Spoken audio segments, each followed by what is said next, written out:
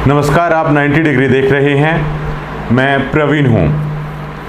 संत रामपाल जी महाराज को लेकर बहुत या कहें कि गहमा गहमी चल रही है और हरियाणा का तो शायद ऐसा कोई घर बचा होगा जहाँ पर इस बात की चर्चा नहीं है। देखिए, जो मैटर चल रहा है इसमें एक सिक्के के दो पहलू होते हैं।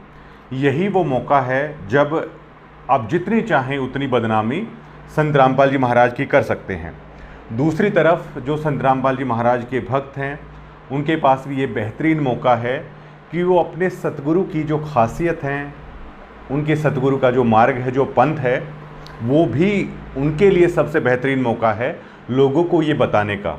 क्योंकि संत रामपाल जी महाराज ने एक सार शब्द को लेकर एक खुलासा किया था कि स्वाति नक्षत्र में अगर सीप का मुंह खुला है और उसको प्यास लगी है और बूंद भी हो रही है तो एक बूंद मात्र से मोती बन जाता है। इतने से भी काम नहीं चलता। अगर मीन मछली जो सीप का मुंह बंद होता है उसको आकर जब टक्कर मारती है, एक झिल्ली होती है, जब उसको खा लेती है तब मोती बाहर आता है। तो इसका मतलब क्यूरियोसिटी, तो सारे शब्द का भी मेन वो बताया है कि क्यूरियोसिटी होनी चाहिए, मतलब उत्सुकता होनी चाहिए। आज हर कोई व्यक्ति उत्सुक है। वो ये भी जानना चाहता है कि क्या कोई खासियत है भी या नहीं है। वो ये भी जानना चाहता है कि क्या सबसे बदनाम पंथ क्या यही है। तो इसी क्यूरियोसिटी के दरमियान है मैं आपको बताना चाहता हूँ कि संत रामपाल जी महाराज का असली पंथ, असली मार्ग क्या है। देखिए, हो सकता है कि वीडियो थोड़ा सा लंबा हो जाए, लेकिन पूरे हरियाणा में ये मुद्दा बना हुआ है। तो अगर आप थोड़ा सा समय अपना देंगे तो बहुत सारे सवालों का जवाब आपको इस वीडियो से है वो मिल जाएगा। उसके बाद आप संत रामपाल जी महाराज की आपकी मर्जी है तो गुंडा भूंडा, चाहे आप उसको कुछ भी कह सकते हैं उनको। देखिए, दास भी संत रामपाल जी महाराज का शिष्य है। वो बात अलग है कि दास की आश्रम के अंदर एंट्री नहीं है। आश्रम के जितने भी भगत हैं वो दास के बारे में पता नहीं क्या क्या भ्रांतियाँ हैं, क्या क्या चीज़ें फैलाते हैं। और दास की कभी संत रामपाल जी महाराज से मुलाकात भी नहीं हुई है। लेकिन उसके बावजूद भी आखिर मैं क्यों संत रामपाल जी महाराज से प्रभावित हुआ, आज तक क्यों जुड़ा हुआ हूँ, ये सवाल नहीं उठता। क्या हमारे मन में ये सवाल नहीं आया नाम लेने से पहले कि ये दूध से नहाया करते थे? जबकि जिस गांव से मैं आता हूँ, डिगल गांव में, अभी जो सौम्या माथुर या सोनिया रानी जो कह रही हैं सदगुरु के बारे में, या धर्मेंद्र हुड्डा जो कह रहे हैं सदगुरु के बारे में, तो ऐसा लगता है कि शायद इससे आगे कहने को कुछ ना हो। जबकि मैं आपको ये बताना चाहता हूँ कि डिगल और करोथा ने तो जो जो कहा वो शायद धर्मेंद्र हुड्डा या सोनिया हैं वो उसका 1% भी उन लोगों ने नहीं कहा है जो बतौर डिगल का होने के नाते हमने कहा। धर्मेंद्र हुड्डा या सोनिया ने तो कभी सतलोक आश्रमों पर आकर डड़े नहीं मारे हैं। डिगल और करोथा ने तो डड़े भी मारे हैं और किस हद तक सब कुछ किया है। धर्मेंद्र हुड्डा और सोनिया रानी उसका 1% भी नहीं कर पा रहे हैं। लेकिन आप ये देखिए, इतना सब होने के बावजूद भी दास ने जब संत रामपाल जी महाराज के ज्ञान को पढ़ा, उनकी पुस्तकों को पढ़ा, तो दास के पैरों तले ज़मीन खिसक गई। ऐसा क्यों हुआ, ये सभी डिटेल मैं आपको बताऊंगा। अब सदगुरु रामपाल जी महाराज को लेकर जो भ्रांतियाँ फैलाई जा रही हैं कि हुक्का जो पीता है उसको लेकर है, उन्होंने कहा है भात भरने को गलत बताया है, पैर दबवाते हैं महिलाओं से, दूध से नहाते हैं और उस दूध के बाद उसकी खीर बनाई जाती है और उसके बाद भक्तों को है वो खिलाया जाता है। व्याभिचारी हैं आपके गुरुजी, बलात्कारी हैं आपके गुरुजी, पाखंडी संत रामपाल जी महाराज लिखते हैं लोग, रांडपाल लिखते हैं, भड़वा लिखते हैं, सेक्सपाल लिखते हैं, हरामपाल लिखते हैं, नकली लिखते हैं।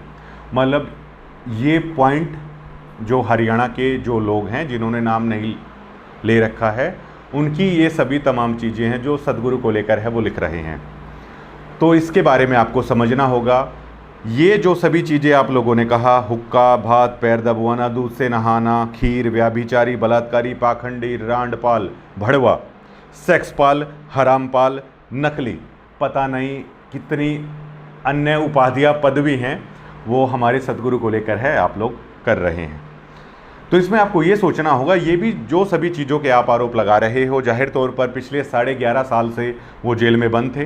तो इसका सीधा सा मतलब ये है कि पिछले 11 साल से जिन्होंने नाम लिया, उन्होंने ना तो दूध से बनी हुई खीर खाई, ना सदगुरु के उन्होंने पैर दबाए, और ना इन 11 सालों के दरमियान ना उन्होंने व्यभिचार किया होगा, ना किसी का बलात्कार किया होगा, क्योंकि वो जेल में थे। और ये सभी चीज़ें मतलब इन 11 सालों में तो नहीं की होगी ना। जो आप आरोप लगा रहे हैं वो उससे पहले के हैं, वो आप लगा रहे हैं। तो मेरा सबसे बड़ा सवाल ये है कि क्या आज तक किसी ने संत रामपाल जी महाराज को दूध से नहाते हुए देखा? क्या आपने सतलोक आश्रम के अंदर कभी ये जाकर देखा कि वहाँ आखिरकार खीर बनती भी है या नहीं बनती है? आपके पास शायद कोई जवाब नहीं होगा। ये मैं ऐसा इसलिए कह रहा हूँ कि कल जैसे मैं अपने दफ्तर पे गया, एक युवा साथी वहाँ पर आकर बोलता है कि क्या आपके गुरुजी दूध से नहाते थे? तो मैंने कहा आपको कैसे भरोसा होगा? तो उन्होंने कहा कि आप बताइए। तो मैंने कहा मैं तो जाहिर तौर पर, मैंने तो नाम ले रखा है, मैं तो शिष्य हूँ, मैं तो ना करूँगा। लेकिन आप एक उदाहरण से समझिए कि आपके रिश्ते वाले आ रहे हैं, बात चल रही है शादी की, तो उसने कहा हाँ चल रही है। तो मैंने कहा कि जब आपका कोई रिश्ता पक्का हो जाए तब आप मुझे उनका एड्रेस दे दीजिएगा। केवल मैं इतना करूँगा, उन लोगों को जाकर मुझे ये बोलना है कि आपकी लड़की की ज़िंदगी ख़राब हो जाएगी, ये लड़का स्मैक पीता है, गलत आचरण इसका है, अन्य लड़कियों को इसने फंसा रखा है। तो मैं शर्तिया कह सकता हूँ कि उनकी नज़रों में, जिन्होंने आपके घर पे आके रिश्ता पक्का कर दिया है, उनकी नज़रों में आप बिल्कुल हूबहू वैसे के वैसे बन जाओगे। जबकि जाहिर तौर पर मैं जानता हूँ कि आप कोई नशा नहीं करते हैं, आप इस तरह की कोई हरकत भी नहीं करते हैं। वो तुरंत समझ गया। तो उन्होंने कहा ये प्रचार क्या है? मैंने कहा ये इसको झूठा प्रचार बोला जाता है, इसको प्रोपेगेंडा बोला जाता है, पूरी तरीके से सरासर निर्धार।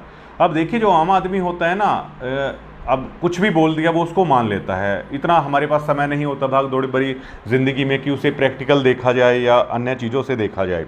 अब देखिए व्यभिचारी, बलात्कारी, पाखंडी, पता नहीं क्या क्या बोल रखा है।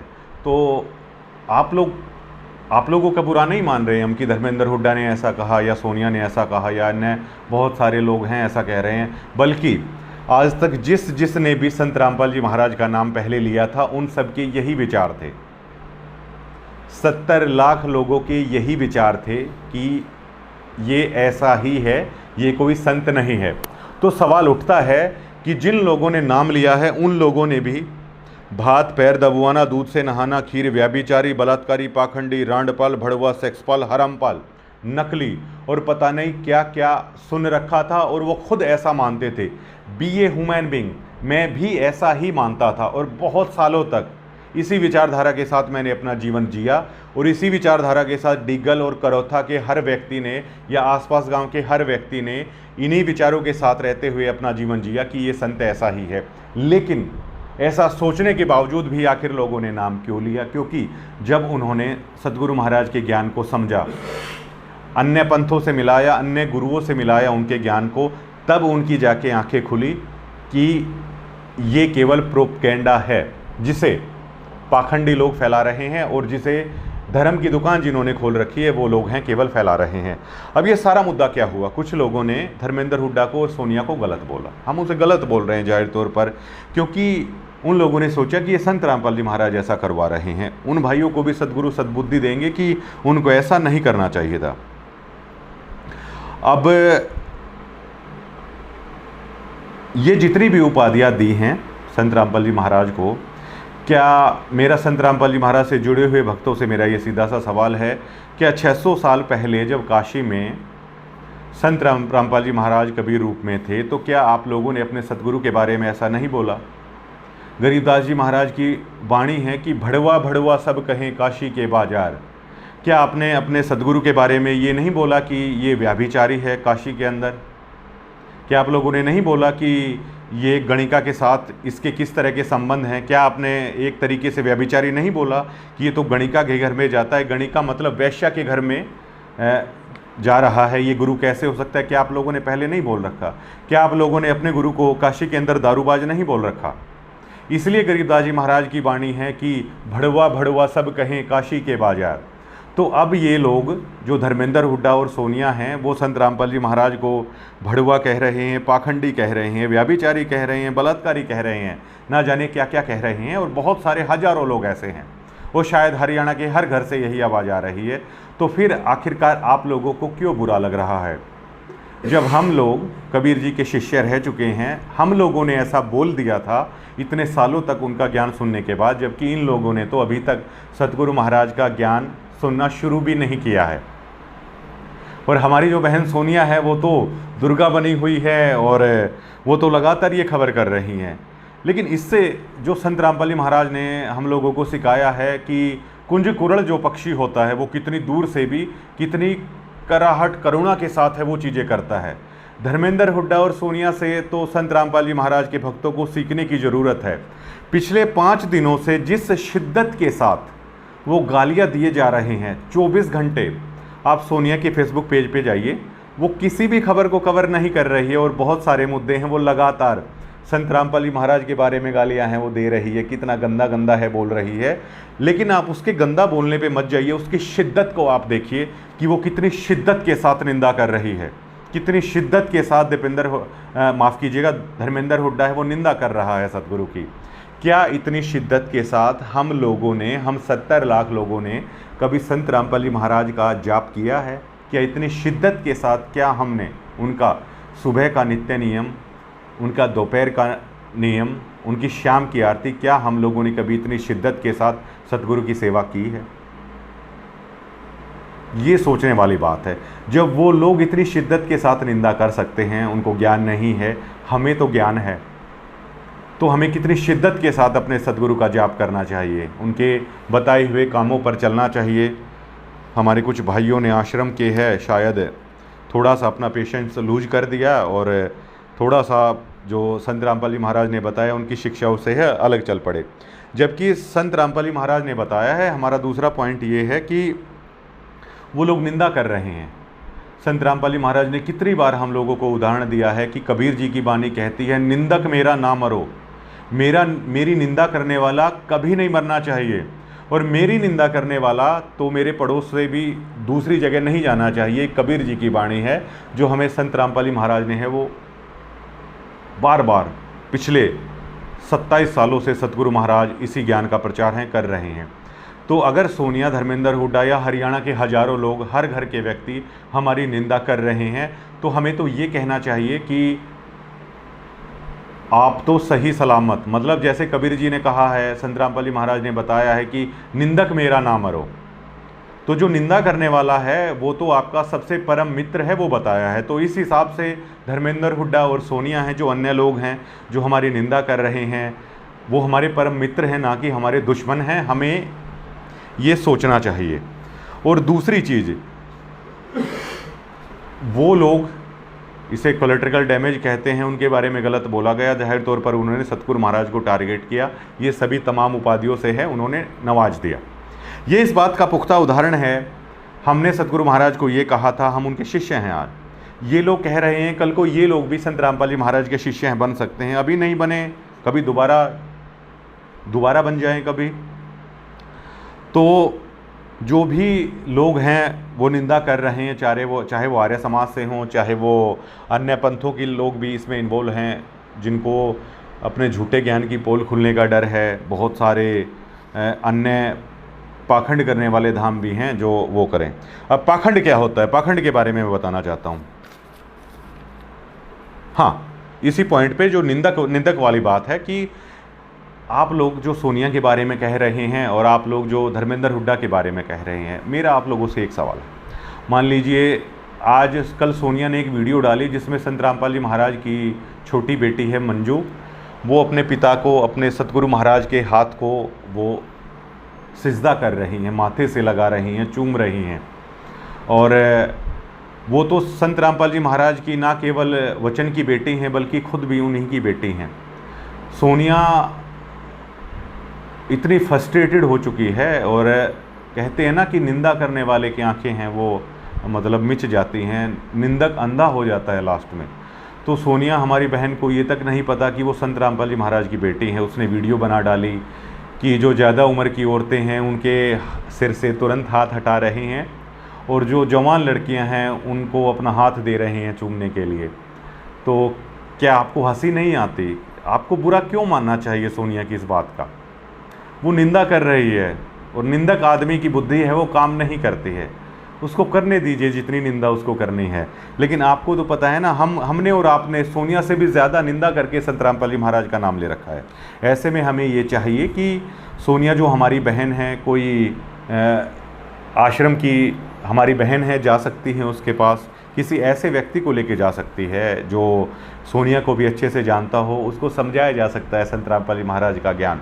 और वो तो पढ़ी लिखी है, जर्नलिस्ट है, हमसे और आपसे भी पहले समझ जाएगी। धर्मेंद्र हुड्डा के पास अमेरिका से किसी भगत भाई को भेजा जा सकता है और यकीन मानिए कि आत्मा का बुरा नहीं है हमारा भाई, वो तुरंत इस चीज़ को समझ जाएगा। इसका उदाहरण मैं आपको बताता हूँ। हमारे सतगुरु रामपाल जी महाराज ने हमें एक सत्संग सुनाया था कि जिसमें एक गब्बू डाकू की स्टोरी है, उन्होंने बताई। अम्बाला के पास एक सत्संग चल रहा था, कोई संत सत्संग कर रहे थे, ये अंग्रेज़ों के ज़माने की बात है, सच्चाई की स्टोरी है। तो उसने कहा उसकी आदत थी कि पहले वो रेकी कर लेता था, जिस भी जगह की थी, सभी अपने गैंग का वो हेड था।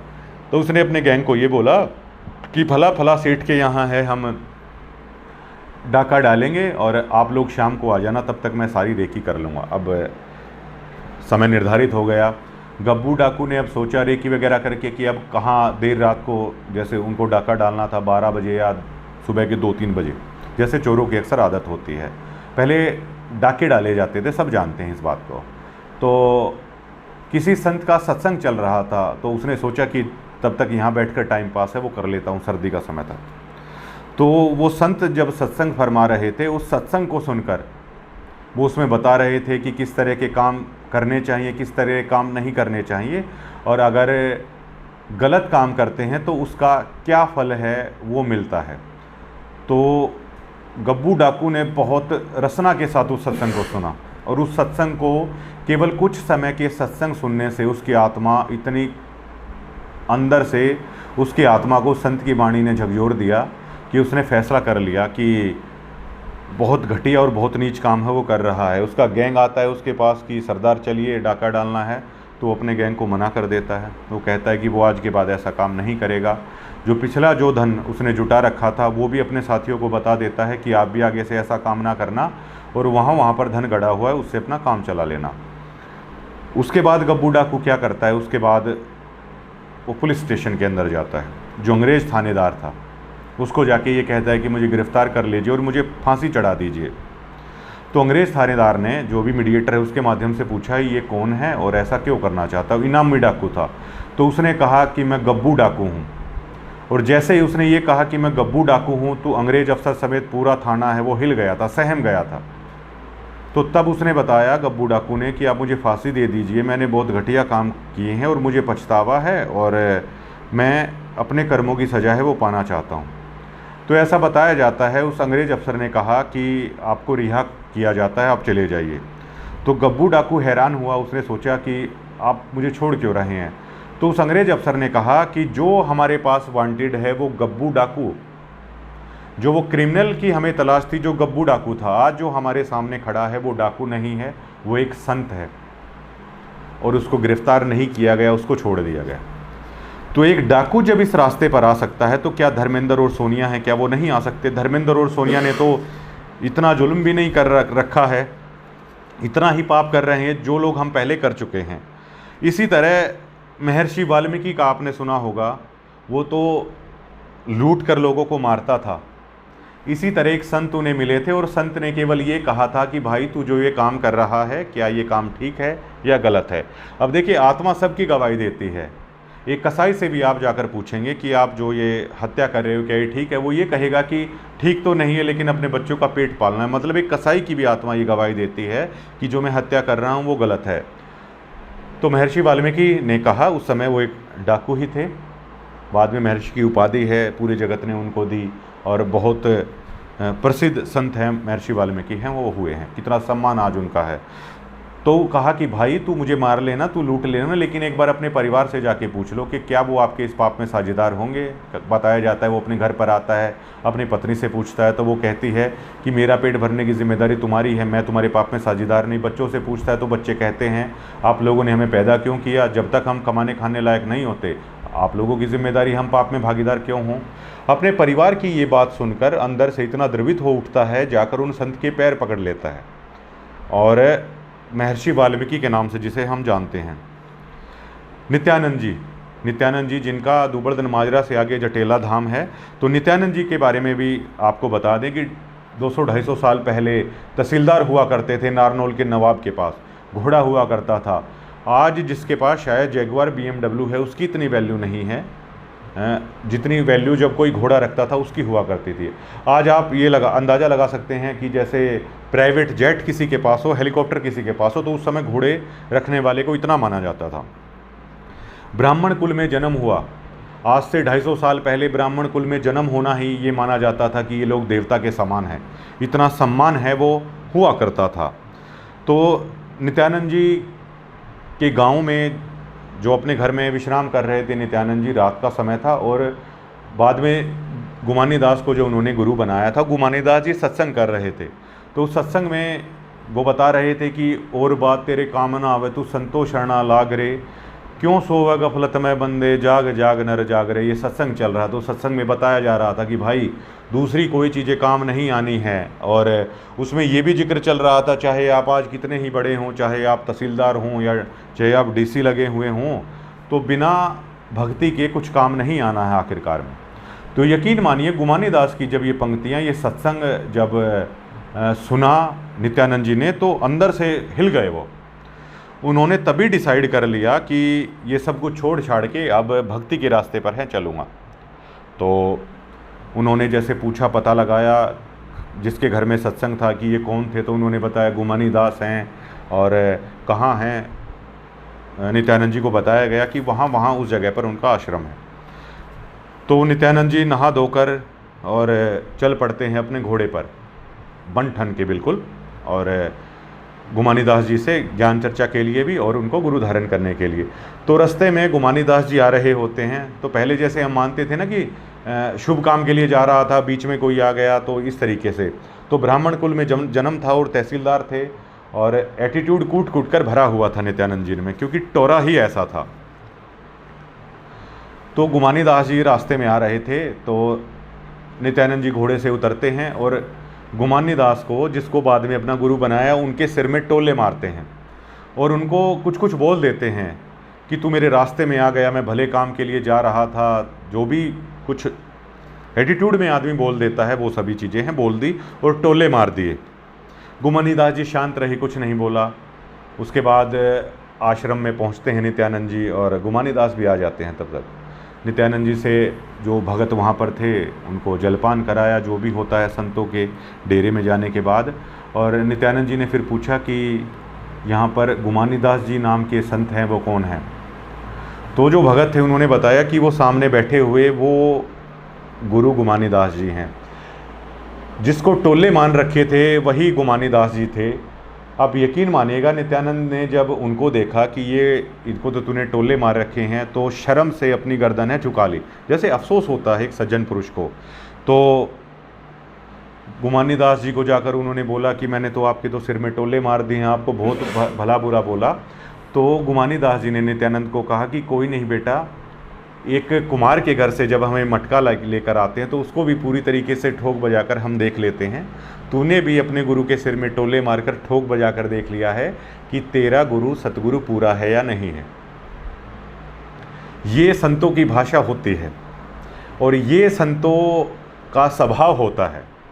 तो आप लोगों ने कैसे सोच लिया कि जब सतगुरु रामपाल जी महाराज को व्याभिचारी, बलात्कारी, पाखंडी, रांडपाल, हरामपाल, भड़वा और पता नहीं क्या क्या कहा जा रहा है, तो क्या हमारे सतगुरु जो कि पूर्ण सतगुरु हैं, जो सतलोक तक की साधना बताते हैं, तो क्या हमारे सतगुरु धर्मेंद्र हुड्डा, सोनिया या अन्य जो उनके बेटा बेटी हैं जो नासमझ हैं, वो उनके बारे में गलत बोल रहे हैं, तो क्या हमारे सतगुरु उन्हें गाली देने के लिए किसी को आदेश देंगे या उनको मरवाने के लिए किसी को बोलेंगे? आखिरकार आप लोगों ने ये कैसे यकीन कर लिया? जब गुमानी दास को टोले नित्यानंद जी ने मार दिए थे, उनका स्वभाव में इतना सा भी परिवर्तन नहीं आया, तो आखिरकार क्यों हमें ये यकीन हो गया कि हमारे सदगुरु के स्वभाव में या उनकी शिक्षा में कोई परिवर्तन आ सकता है? हम क्यों गाली गलौज पर उतरे? और हम अक्सर सुनते आए हैं कि श्री कृष्ण जी को शिशुपाल ने 100 गालियाँ दी थी। धर्मेंद्र हुड्डा भाई ने, और हमारी बहन है जो सोनिया, अभी तक उन्होंने 100 वीडियो बनाई भी नहीं है। या जो अपने सुरेश फौजी हैं, हमारे जो भाई हैं, उन्होंने अभी तक 100 वीडियो भी नहीं बनाई हैं। श्री कृष्ण जी ने भी 100 गालियां हैं उन्होंने माफ़ की थी, जिन्हें 3 लोक का भगवान कहा जाता है। जबकि सदगुरु संत रामपाल जी महाराज को हमें तो पता है कि वो पूर्ण ब्रह्म हैं। जब 3 लोक के भगवान 100 गालियां शिशुपाल की माफ़ कर सकते हैं, तो क्या पूर्ण ब्रह्म माफ़ नहीं कर सकता? हमें इतना ओवर रिएक्ट करने की ना पहले ज़रूरत थी, ना हमें अब ज़रूरत है। और जो ये लोग संत रामपाल जी महाराज के बारे में कुछ कह रहे हैं, 11 साल 11.5 साल अब जेल में रहे, 18 महीने करोथा कांड हुआ तब जेल में रहे।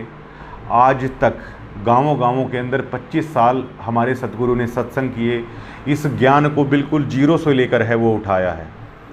जिस पहले व्यक्ति को भी हमारे सतगुरु ने बताया, ये ज्ञान समझाया था, शायद वो भी गालियाँ देकर उठ गया होगा सतगुरु रामपाल जी महाराज के पास से। अगर गालियाँ देकर नहीं उठा होगा, अगर सामने कुछ नहीं कहा होगा, तो पीछे से ज़रूर कहा होगा कि ये जेई की नौकरी पीटने वाला ये हमें ज्ञान देने चला है क्या।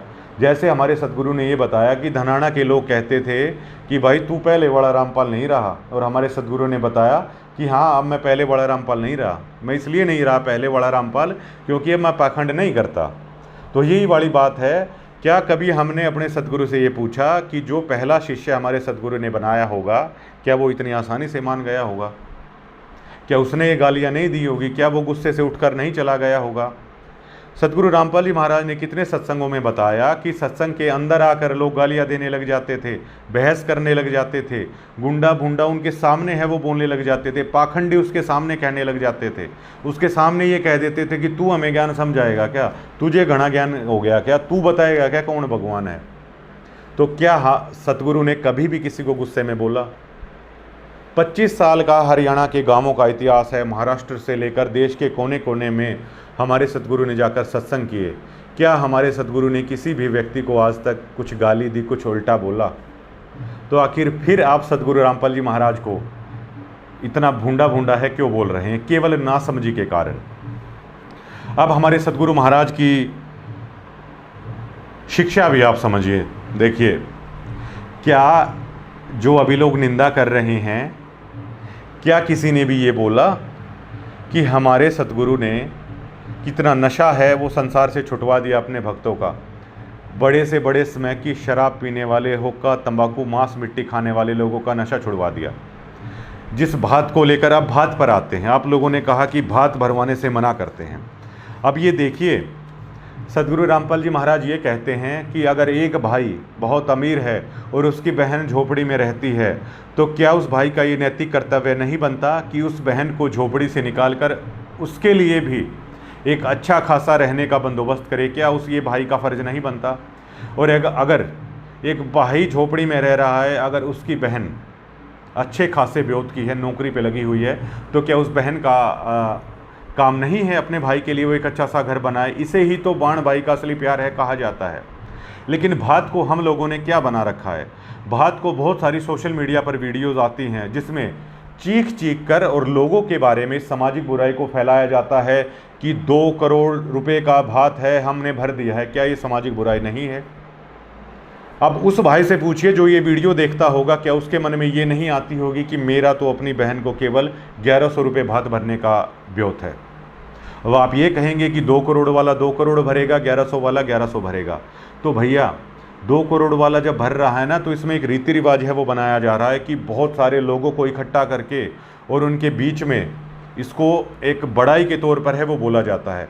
अगर आखिर एक व्यक्ति को अपनी बहन को 2 करोड़ का भात भरना है, तो क्या समाज के बीच में वीडियो बनवाकर, या समाज में पंडित जी वहाँ पर बैठता है, रिश्तेदारियाँ बैठती हैं, क्या उसके बीच में ये भात भरना ज़रूरी है?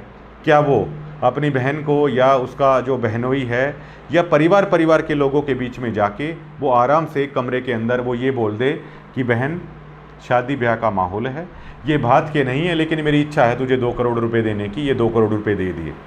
तो क्या तब उस बहन को 2 करोड़ रुपए नहीं मिले? लेकिन जिस तरीके से इसको किया जा रहा है, एक वो बुराई के तौर पर है, इसको किया जा रहा है। फिर क्या होता है, वो बहन क्या देखती है जिसका भाई गरीब है? दूसरी लुगाइयाँ समाज के अंदर ये रीत है, उसको ताने मारती हैं। मेरा भाई ने तो 50 लाख का भात भरा था, मेरा भाई तो कह रहा था कि 21 लाख का भात भरूंगा जी। उसी बहन के सामने ये ताने मारे जाते हैं जिसका भाई 1100 रुपये का भात भरने वाला है। इसका उदाहरण आप समझ सकते हैं। नरसी बहुत बड़े सेठ हुए थे, 52 करोड़ की उस समय की संपत्ति है, आज की आप लगा लीजिए। वो परमात्मा के लिए उन्होंने अपनी दान कर दी थी। उस नरसी का जब भात भरने का समय था, उसकी बहन रो रही थी, क्योंकि उसके पता था कि तेरा बाप आज नरसी सेठ नहीं है, तेरे बाप ने सारी संपत्ति दान कर दी, आज वो कंगाल हो चला है।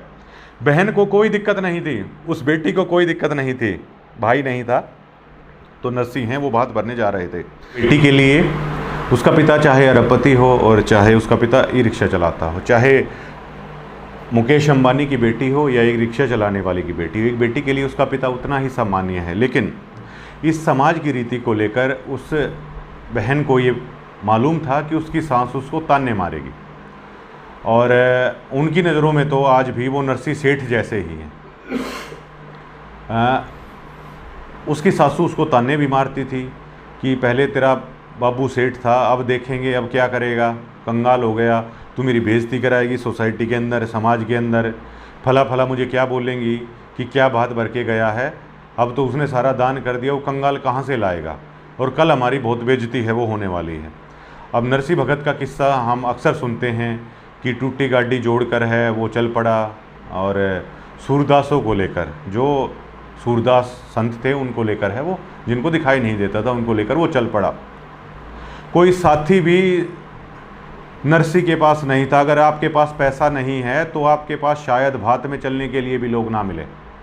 तो 1100 का जो भात भरने वाला है उसके साथ कोई एमएलए या कोई करोड़पति या फॉर्चूनर वाले उसके साथ आज तक कभी आपने देखा है?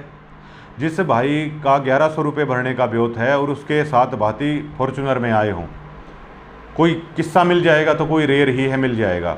तो नरसी सेठ के पास तो भाती भी नहीं बचे थे निर्धनता के कारण। अगर ये इतनी अच्छी रीति होती तो नरसी तो सेठ था तो लोगों के काम भी आया होगा उस नगरी के। दोस्तों, नरसी के पास भात भरने तक भी कोई नहीं चला। नरसी वहाँ पर जाता है, उसी की बेटी बोलती है कि बाबू किस तरह आ गया, और देख किन ने लेकर आया। भजन भी बनते हैं इसके ऊपर तो कि बेइज्जती होगी हमारी। तो उसकी सासू चिंगाड़ चिंगाड़ के बुराई करने लग जाती है, बेटी रोने लग जाती है, मेरी तो बेइज्जती होती है। उसके बाद हम फिर कहते हैं ना कि भगवान ने आके उसका भात भरा और पैसे बरसाए, और जब वाहवाही है उसकी हुई थी। तो भाई नरसी की तो इज्जत भगवान ने बचा ली थी, वो भगत था।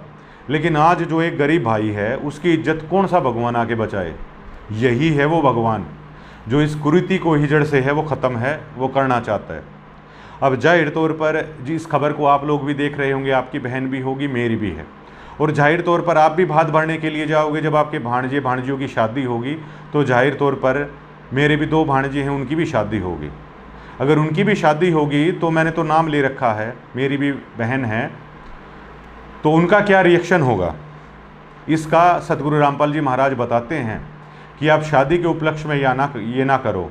अपनी बहन को जाके जितना भी आपको भात में देना था या उस ऐसी रिवाज के अंदर लोगों के बीच में देना था, ब्याह से 1 हफ्ते पहले चले जाओ, और जितना आपको उस भात के दरमियान लोगों को देना था तो अपनी बहन के हाथों में, या आपका बहनोई भी साथ में बैठा हो उस कुणबे के हाथों में आराम से अपनी बाण को दे दो कि ले जीजी, ये तू मानती है तेरे घर में खुशी है, तो ये मेरे भाई की तरफ से वैसे मेरा दिल कर गया था, आप इस तरीके से करिए। तो ये कौन सी बुराई है? क्या आज के दिन हमारी सोसाइटी इसको ऐसे नहीं देख रही? क्या लुगाई ताने नहीं मारती तेरा भाई कौन सा सूट लेके आए? लुगाइयों के बीच में वो सूट दिखाने की प्रथा है। लुगाइयों को सूट क्यों दिखाने हैं भाई? उसका भाई लेके आया अपनी बहन को वो देने वाला। सोसाइटी क्यों डिसाइड करे फिर कि वो सूट अच्छे हैं या भूंडे हैं? अब अमीर दे देगा तो दूसरी वैसे जड़ेंगी उनके मन में, या उनका भाई गरीब है तो उनके मन में ये आएगी फिर इसका भाई तो अमीर है ले आया। अगर भाई गरीब है, वो सूट देखने वाली अमीर है, तो वो उस बाण को ताने मारेंगी कि ये कैसा सूट लेके आया है, ये सूट पहनने के कोई। तो क्या ये कुरीति नहीं है? अगर कुछ नगद ही देना है तो वैसे भी दिया जा सकता है लोगों के, जैसे अब मृत्यु भोज है, बहुत सारी खापें हैं वो बंद कर रही हैं, बहुत सारी खापें डीजे बंद कर रही हैं, बहुत सारी खापें बारातों के अंदर जो हथियारों के साथ फायर किया जाता है उसको बंद कर रही हैं, बहुत सारी खापों ने बहुत सारे ऐसे फैसले लिए हैं जो सामाजिक कुरीतियों को ये हटा रही हैं। तो जिस तरह भात को इस तरीके से दिखाया जाता है, 2 करोड़ का भात भर दिया, कई वीडियो आप लोगों ने ऐसी देखी होंगी, 2 करोड़ का प्लाट दे दिया है, एक फॉर्च्यूनर गाड़ी दे दी है, इतने मन सोना दे दिया है, तो क्या आप लोगों का ये दिल नहीं किया कि इन्होंने तो भर दिया, मैं कहाँ से भरूं? तो ऐसे ये बुराई है वो बढ़ती रह जाती है। तो इसलिए सतगुरु महाराज ने है हम भक्तों का बंद कर रखा है, इसलिए बंद कर रखा है, केवल अपनी बहन की मदद करने के लिए नहीं बंद कर रखा। अब हुक्के को लेकर आपने कहा कि सतगुरु रामपाल जी महाराज ने कह दिया कि हुक्का पीना तो डेड आदमी होता है जो हुक्का पीता है। अब देखिए इस शब्द को लेकर आपको ठेस लगी, इस शब्द को हरियाणा में गलत नज़रिए से देखा जाता है।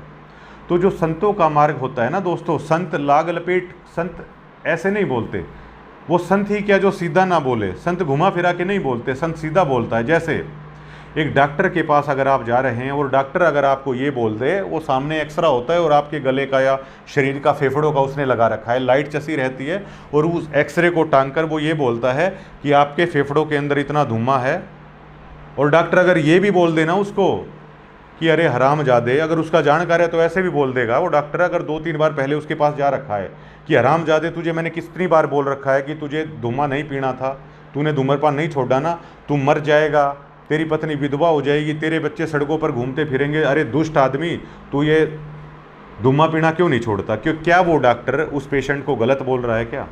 उस पेशेंट को ये पता है, इतनी सुनने के बावजूद भी ये कहेगा कि डॉक्टर साहब कोशिश की थी नहीं छूट रहा, और मैंने तो झूठ बोल दिया था कि मैंने छोड़ दिया है, मैं आगे से छोड़ दूंगा।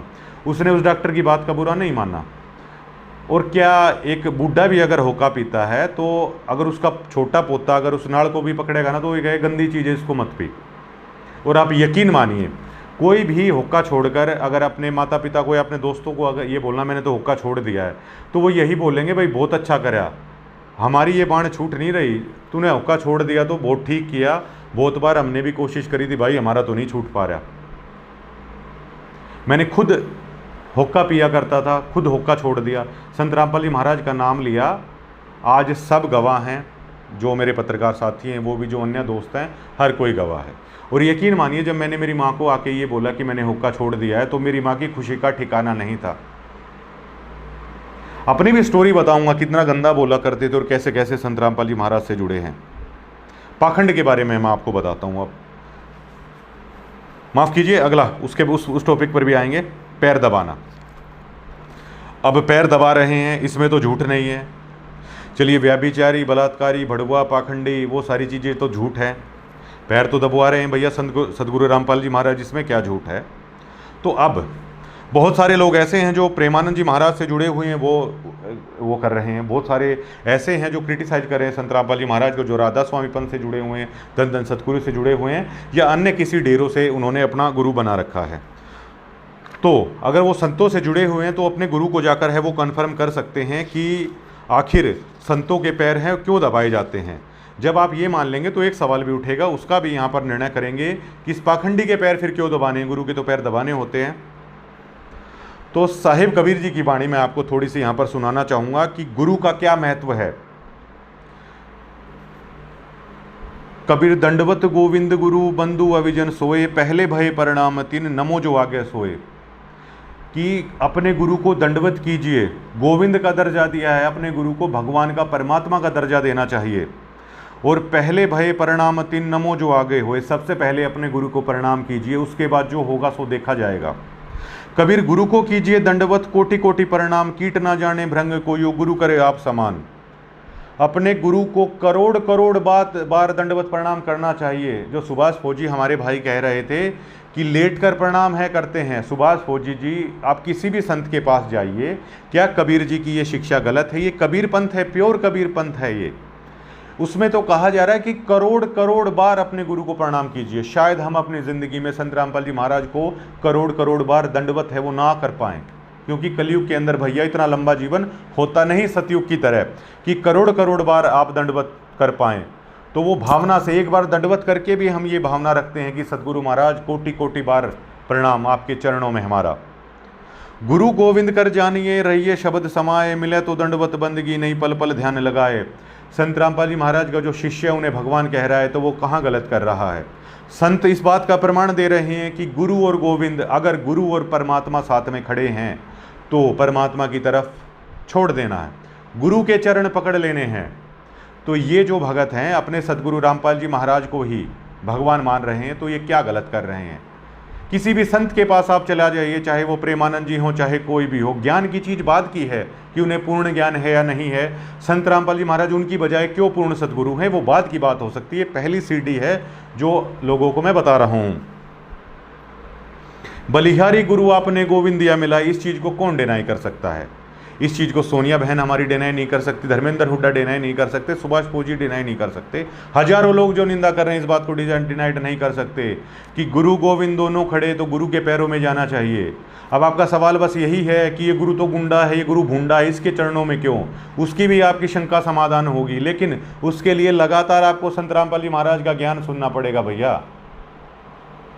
ऐसे ऊपरी तौर पर आप कैसे अंदाजा लगाएंगे कि ये पूरा गुरु है या नहीं है, और उस निष्कर्ष पर पहुंचिए, फिर लाखों भक्तों को बताइए अगर आपको कमी लगती है कि पूरा गुरु नहीं है तुम्हारा गुरु संत रामपाल जी महाराज, तब बताइए आप लोगों को।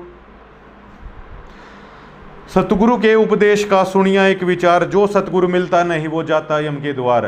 प्रेमानंद जी महाराज के शिष्यों से जाके पूछ लीजिए, अगर सतगुरु नहीं बनाया तो नरक के द्वार पे जाओगे, यमराज के पास जाओगे।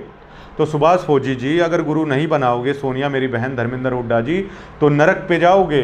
ये संतों की वाणी है, इसको कोई डिनाई नहीं कर सकता। आप चाहे किसी भी देवी धाम कहीं भी जाते हो, क्योंकि कोई भी संत है, ज्ञान कम ज़्यादा हो सकता है, वो झूठ नहीं बोलेगा। गुरु की इतनी महिमा है। यम द्वार में दूत सब करते खेचा ताणी, उनसे कबू ना छूटता फिर फिरता चारों खानी। उस यमराज के पास जाके नहीं छूटोगे अगर गुरु नहीं है तो, चाहे फिर कुछ भी कर लेना। और 100 फेरा सब मिट गया, चार खानी में भरम था कबू न लगता पार। 100 फेरा सब मिट गया सतगुरु के उपकार। जिसके पास सतगुरु है ये सारा ही झंझट मिट गया, नरक जाने का, यम के पास जाने का। कबीर 7 समुंदर की तो मसी करूं, लेखनी करूं बनी राय, धरती का कागज करूं पर गुरु गुण लिखा ना जाए। 7 समुद्रों की शाही बना लूं, पूरी धरती का कागज बना लूं, जितनी पूरी धरती है, पूरी धरती पर जितने पेड़ हैं, अगर उनकी भी कलम बना लूं तो भी सतगुरु का उपकार है, आप नहीं भूल सकते। तो फिर हमारे लिए भैया, हमारे संत रामपाल जी महाराज जो पूर्ण सतगुरु हैं, तो क्या हमारी उनके अंदर इतनी श्रद्धा नहीं होगी, हम उनका तो गुणगान भी नहीं कर सकते। कबीर बलिहारी गुरु अपना, घड़ी घड़ी 100 बार, मानुष से देवता किया करत ना लागी बार। कबीर गुरु को मानुष जो गिने, चरणामृत को पान, ते नर नर के जाएंगे जन्म जन्म होए सवान। हम अपने संत रामपाल जी महाराज को आखिर पूर्ण ब्रह्म क्यों ना बोलें, क्योंकि संतों की भाषा है कि अगर गुरु को मनुष्य मानते हो और चाहे उनके चरणों में भी पड़े रहना, तो वो व्यक्ति भी नरक जाएगा। इसे कोई संत नहीं झुटला सकता, चाहे गुरमीत राम रहीम जी हों, चाहे राधा स्वामी पंथ के हों, चाहे कोई भी संत हो, चाहे प्रेमानंद जी हों, कोई नहीं झुटला सकता इस चीज़ को कि अगर अपने गुरु को भगवान नहीं माना आपने तो आप नरक जाएंगे। कबीर ते नर अंध हैं, गुरु को कहते और, हरि के रूठे ठोर है, गुरु रूठे नहीं ठोर। अगर भगवान भी नाराज हो जाए तो भी चलेगा, लेकिन अगर गुरु नाराज हो गया तो कहीं ठिकाना नहीं है।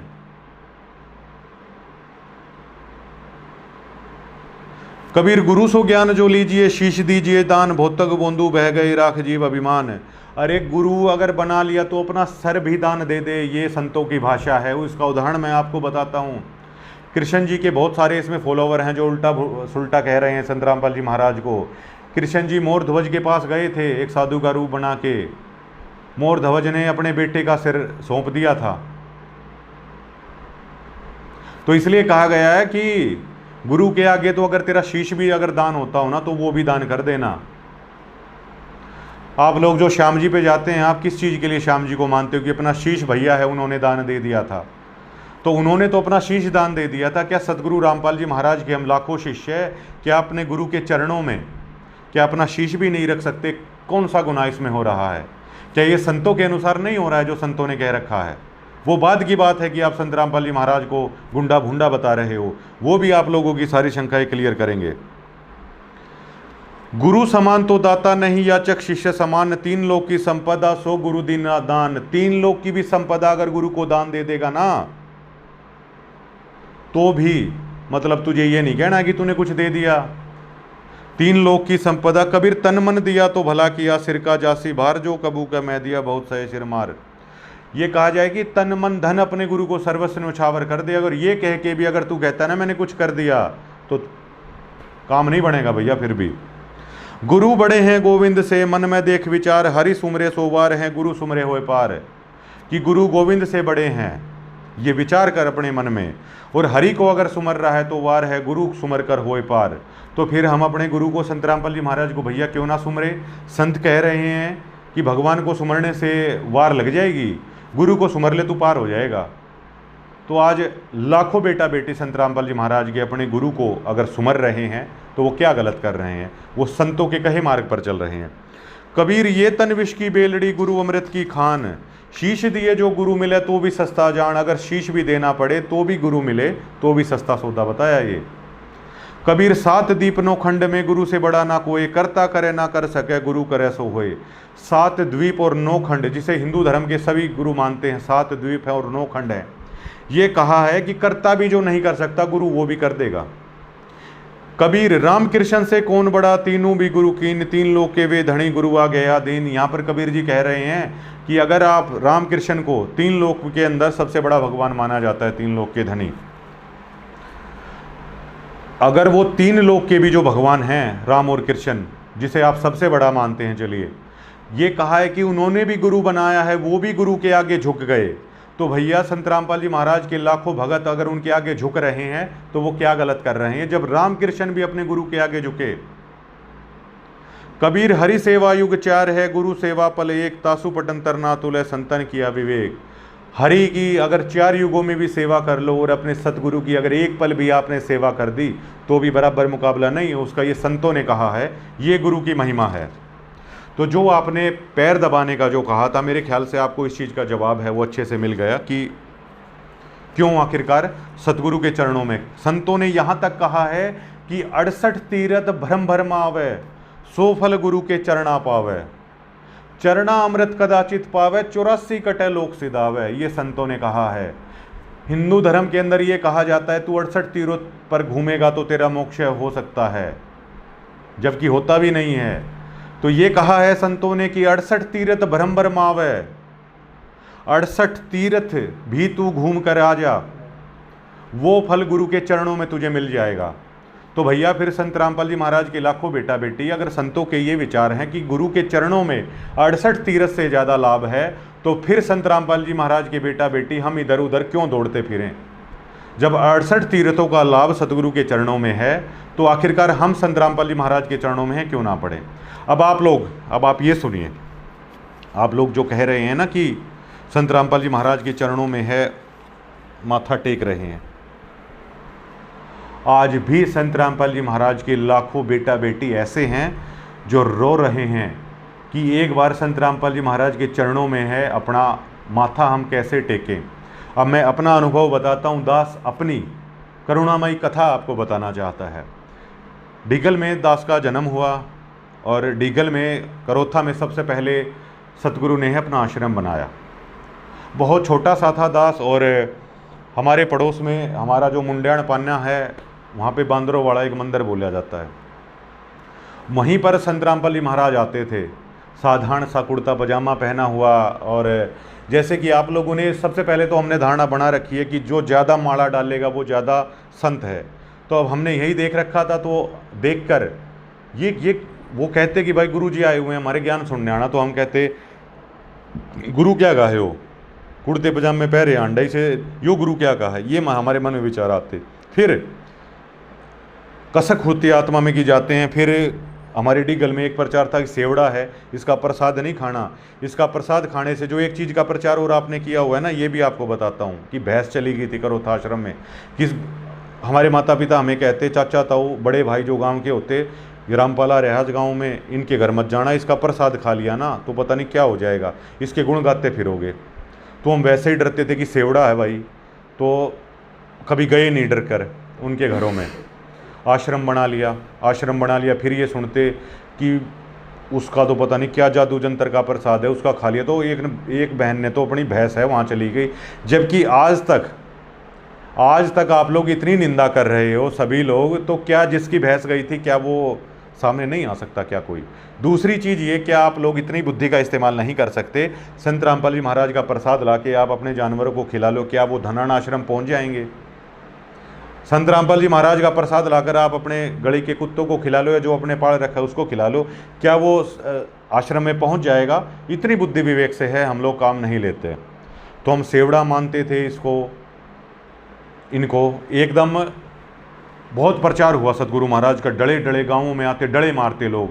और जैसे अभी ईसाई मिशनरी आपके शहरों से निकलते हैं, वो बजरंग दल वाले जैसे हनुमान चालीसा नहीं पढ़ने लग जाते उनके बराबर में, और नारे लगाने लगते हैं। जिस गांव में संत रामपाल जी महाराज होते हैं ना, ऐसे डले मारा करते लोग, गालियाँ दिया करते थे। हमारे सतगुरु ने अपने शरीर की मिट्टी मिट्टी कर दी, सर्वस्व अर्पण कर दिया हमारे जैसे नीचों को ज्ञान समझाने के लिए और ऊपर निकालने के लिए। हमारे सतगुरु के जैसा संघर्ष आज तक किसी संत ने नहीं किया है। डले मारे गए हमारे सतगुरु को, और दास उसमें से एक व्यक्ति है जिसने करोथा आश्रम में जाके डले मारे। और दास इतनी नफरत करता था संत रामपाल जी महाराज से, उस भीड़ के आगे, उस उन्मादी भीड़ के आगे अगर संत रामपाल जी महाराज और उसका एक भी भगत अगर सीआरपीएफ आके निकाल के ले गई, अगर उस दिन एक भी भगत या संत रामपाल जी महाराज उस भीड़ को दिख जाता जिसका हिस्सा हम भी थे, तो पता नहीं मतलब हम क्या करने की हमारे मन में ये थी। गालियाँ दे रहे थे हम गंदी गंदी। धर्मेंद्र हुड्डा और हमारी जो सोनिया बहन है या अन्य लोग हैं, आपको तो वो गालियाँ भी नहीं आती, आप लोग तो इतना गंदा भी नहीं बोले जितना गंदा हमारे डीगल के अंदर और करोथा के अंदर है संत रामपाल जी महाराज को बोला जाता था। सालों बीते इस चीज़ को। दास का एक दोस्त धीरज चाहर, जिसका नाम है सिलानी गांव, संत रामपाल जी महाराज की जो बेटियां हैं वो पुस्तक सेवा के लिए, दास का ऑफिस जज्जर पुराना बस स्टैंड है उसके सामने, तो वहाँ पर पुस्तक सेवा लेके आई हुई थी। जैसे ये एक पुस्तक है संत रामपाल जी महाराज का पवित्र भक्ति बोध, जिससे दास ने आपको ये सुनाया था परमात्मा की कृपा से कि आखिर गुरु के चरण क्यों लेने चाहिए, गुरु बनाना क्यों जरूरी होता है। ये हर सुबह हम लोग इसका नित्य नियम का पाठ है वो करते हैं, और इसमें इतना ज्ञान भरा है, आपको केवल इसी पुस्तक से पता चल जाएगा संत रामपाल जी महाराज का भक्ति बोध कि पूर्ण सतगुरु संत रामपाल जी महाराज हैं या दूसरे हैं, पाखंडी संत रामपाल जी महाराज हैं या दूसरे हैं। आपने जो भी गुरु बना रखा हो, इस ज्ञान से और उस ज्ञान से उनकी तुलना कर लेना। आज तो पढ़ा लिखा समाज है, जैसे आपके मन में आया ठीक है भैया, आपकी मान ली, गुरु का तो सम्मान होना चाहिए, इस पाखंडी का सम्मान क्यों, इस व्यभिचारी का, बलात्कारी का, इस भड़वे का सम्मान क्यों कर रहे हो? तो इस किताब से आपको पता चल जाएगा भड़वा कौन है, बलात्कारी कौन है, व्यभिचारी कौन है, पाखंडी कौन है। वो संत रामपाल जी महाराज हैं या दूसरे लोग हैं। आप इतना सा, मेरी हाथ जोड़ के आप सभी भाइयों से विनती है कि आप इतना सा करिए, और ये विनती धर्मेंद्र भाई को भी है और सोनिया बहन को भी है। दास 34 साल का हो गया था। 34 साल तक दास, जैसे अब सोनिया बहन हाथों से ऐसे इशारा कर रही है, ये बंदी छोड़ इसी तरह आशीर्वाद देते हैं। आप गरीबदास जी महाराज की फ़ोटो को देखिएगा, सोनिया मेरी बहन, जिस तरह की मुद्रा आप बना रहे हैं, जो बंदी छोड़ होता है ना, जो पूर्ण सतगुरु होता है, वो इसी तरह आशीर्वाद देता है। कबीर साहेब 600 साल पहले काशी में आए थे, वो इसी मुद्रा के अंदर है। संत की पहचान ही यही है, जो पूर्ण सतगुरु होगा, जो कबीर पंथी होगा, वो इसी तरह आशीर्वाद देता है, जिस मुद्रा को आप आम समझ रही हैं। हम भी सोनिया बहन की तरह, धर्मेंद्र भाई की तरह बहुत गंदा गंदा है बोला करते थे, इतना गंदा गंदा प्रचार था, ये तो गायों को ऐसे करता है तो गायों को वैसे करता है। जबकि सतगुरु महाराज का तो ज्ञान ये है कि जिसका दूध पी लिया वो आपकी माँ के समान है भैया, उसमें गाय में भैंस में फ़र्क मत करो, क्योंकि जिसका दूध पीने से आपके बच्चे पल रहे हैं तो वो आपको माँ के समान ही है, क्योंकि आप भी माँ का दूध पीकर ही बड़े हुए हो, चाहे फिर वो बकरी है, चाहे फिर वो गाय है, चाहे वो भैंस है। जीवों के प्रति इतनी दया है हमारे सतगुरु है, वो सिखाते हैं। अलग अलग तरह के प्रचार चले गए, डीगल और करोथा में के अंदर आपने तो इतना भूंडा बोला भी नहीं, आपको तो पता तक नहीं है कितना गंदा बोला जाता था सतगुरु रामपाल जी महाराज ने के लेकर। दास तो अपने मुंह से वो लाइनें हैं वो कह नहीं सकता। दास तक बोला करता था कि वहाँ पर एक लाडना है वो टांग रखा है, जब नाम लेने जाते हैं। अब दास इससे ज़्यादा क्या बोले, दास तो बोल ही नहीं सकता है। दास 34 साल तक ये बातें बोलता रहा था लोगों को कि रामपाल ऐसा है, रामपाल वैसा है। लेकिन दास का जो दोस्त है सिलानी का, वो पुस्तक लेके आया। मैंने कहा ये किताब किसकी है? और देखिए उसकी भावना कैसी थी। उसने उस बहन से पूछा कि किताब कितने की है, तो जितने की भी बोली 10 या 20 रुपए की, पता नहीं 50 दे के आया या कितने, तो वो उतने ही दे के आया। अगर कोई ये भी कहता है ना पूरी लागत बता दीजिए, तो वो बहन बता देती हैं भाई कि पूरी, वैसे फ्री में भी अगर लोगे फ्री में भी दे देंगे। तो वो पुस्तक लेके आया। पैसों का मुझे पूरा अंदाज़ा नहीं है कितने थे, तो वो लेके आया। तो मैंने कहा ये क्या उठा लाया भाई? जैसे वो जाहिर तौर पर ऑफिस पे कोई किताब लेके आ रहा है तो पूछेगा। तो क्यूरियोसिटी से मैंने पूछा, तो उसने बोला कि ये रामपाल जी की किताब है। मैंने कहा किस गंदे आदमी की किताब लेके आ गया तू? मेरे सीधे शब्द दास के ये थे। मैंने ये किसकी किताब उठा लाया भाई? तो उसने बोला भाई, मेरे को समझाने के लिए उसने वैसे बोल दिया, वैसे संतों की कोई जाति नहीं होती। उसने बोल दिया भाई जाट संत है, देख ऐसे नहीं बोलना चाहिए, मेरा मन रखने के लिए। मैंने ठीक है भाई रख दे, वरना तो दास तो उस किताब को रखने भी नहीं देता। डीगल करो थे का आदमी तो नाम सुनकर खुश नहीं होता। पहले तो पुस्तक वो रखी। दास के ऑफिस में 18 महीने वो पुस्तक है वो रखी रही जो की त्यों। फिर दास कहीं ज्योतराम का मंदिर था, तो उनके जो पुजारी थे दास उनसे जुड़ा हुआ था। यही मूर्ति पूजा, यही पिंड भरवाने, पितर पूजना, ये सभी पूजाएं है दास भी करता था जो होती हैं। मंदिर जाना, ये सारी चीज़ें, शिवलिंग पूजा, ये सारी करता था दास। तो उन्होंने कहा भाई पिंड भरवाने, हरिद्वार पिंड भरवा के आ गए। तो थोड़े दिन के बाद दास गया कि भाई ये क्या हो रहा है? तो उन्होंने कहा कि अब की बार पुष्कर पिंड भरवाने चलो। तो दोस्त को मैंने बोला, उसको भी बताया कि पुष्कर में ना पिंड भरवा के आओ अपने पूर्वजों को। तो ठीक है भाई, दास ने तैयारी करी पुष्कर जाने की। अब अपना काम धंधा छोड़ के जाना कितना मुश्किल हो जाता है। तो उन लोगों ने बोला, हमने बोला कि भाई हम चले जाएं, तो उन्होंने कहा नहीं, परिवार के सारे सदस्य हैं वो जाएं। तो हम तो शहर में रहते हैं, हम तो भैंस वगैरह रखते नहीं। तो दास का दोस्त है धीरज, अब वो तो भैया अब भैंस वगैरह भी रखते हैं, वो तो गाँव में रहते हैं, तो उनका वो तो उनके तो भैंस भी हैं। तो बोले अब बूढ़ी दादी भाई, माँ भाई। तो वो बोला कि भाई अब यार, मैंने कहा भाई चलो सारे यार, दिक्कत दूर होती तो क्या? तो उसने बोला भाई जिस घर में डांगर होते हो ना, तुम्हारे घर में डांगर नहीं है, तो उन तक जाके पूछ डांगरों का कौन करे, कैसे करे, बता भाई किसको बुलाएं? अब बुआ को बुलाऊं तो उनके घर में खुद डांगर है, उनकी भैंस दूध देने लग रही है, भाई वो नहीं आ सकती। तो बोला कैसे करें? और वो सामने वाले मानने को तैयार नहीं। बोला नहीं, सब गुआना पड़ता है। तो दास इतना परेशान हुआ, पता नहीं उस दिन परमात्मा का, उस दिन महाराज जी का ऐसा आशीर्वाद हुआ कि अंदर से आवाज़ आई दास को, और बुखार चढ़ा हुआ था मुझे।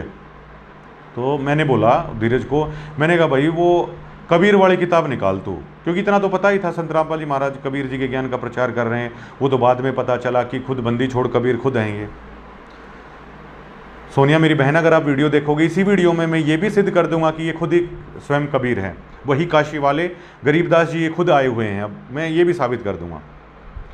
तो दास ने उस पुस्तक को पढ़ा। अब यकीन मानिएगा, उस पूरी रात दास रोता ही रहा।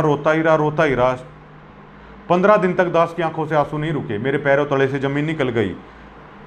दास किन शब्दों में ये बताए कि जब आपको ये पता चले कि जिस आदमी को आपने ऐसा भी बोल रखा है कि ये तो खूटी के लाडा टंगया रहता था, नाम लेने जाते थे, पता नहीं कितना गंदा बोला, और जब उसको ये पता चले कि ये तो तेरा तारणहार है, ये तो पूर्ण ब्रह्म आया हुआ है, ये स्वयं परमात्मा आया हुआ है, तो क्या स्थिति है वो हो सकती है। मैं ये दावे के साथ कह सकता हूँ, ये स्थिति सोनिया बहन की भी हो सकती है, स्थिति धर्मेंद्र हुड्डा की भी हो सकती है। केवल उनको मात्र ज्ञान समझाने की ज़रूरत है। ये स्थिति उन हमारे हजारों भाई बहनों की हो सकती है जो आज संत रामपाल जी महाराज को भड़वा तक कह रहे हैं। ये स्थिति उनकी भी हो सकती है जो स्थिति दास की हुई। दास ने कभी कोई प्रसाद नहीं खाया भाई संत रामपाल जी महाराज का। दास तो केवल एक पुस्तक लेकर आया था। दास ने कभी संत रामपाल जी महाराज का कोई सत्संग भी नहीं सुना था। दास ने तो डड़े मारे थे करोथा आश्रम के दरमियान। दास ने तो बहुत भूंडा बोला था। उस समय जाहिर तौर पर ये सोशल मीडिया नहीं हुआ करता था। अरे दास ने तो संत रामपाल जी महाराज को लेकर उस भीड़ का भी हिस्सा था। दास जब संत रामपाल जी महाराज के भगत आते थे करोथा आश्रम जाने के लिए, डीगल अड्डे पर क्षेत्र के बहुत सारे क्षेत्र के लोग थे, उनके साथ बहुत बदतमीजी व्यवहार किया जाता। गुस्से में उनकी भी गलती नहीं थी। दास तो उस भीड़ का भी हिस्सा रह चुका है। दास को तो पूरी ज़िंदगी ये अफसोस था कि करोथा आश्रम जब बंद हुआ, दास से पाप कर्म हुआ। 15 दिन तक मेरे आंखों से आंसू नहीं रुके थे। दास को डर ये आत्मा में अब हो गया नाम लेना है। फिर सत्संग सुने, ज्ञान सुनता रहा सुनता रहा सुनता रहा। दास ने फिर इंक्वायरी करी कि नाम कहाँ से मिल सकता है। दास के मन में एक बार ये आया कि अब संत जी तो जेल में हैं और अब नाम कहाँ से लूँ, दास को तो पता नहीं था। फिर दास ने मनोज दुहन हैं रोहतक, हमारे सरदार भाई, उनसे कन्फर्म करवाया। जज्जर जो नामदान सेंटर है वहाँ का नंबर दास को मिला।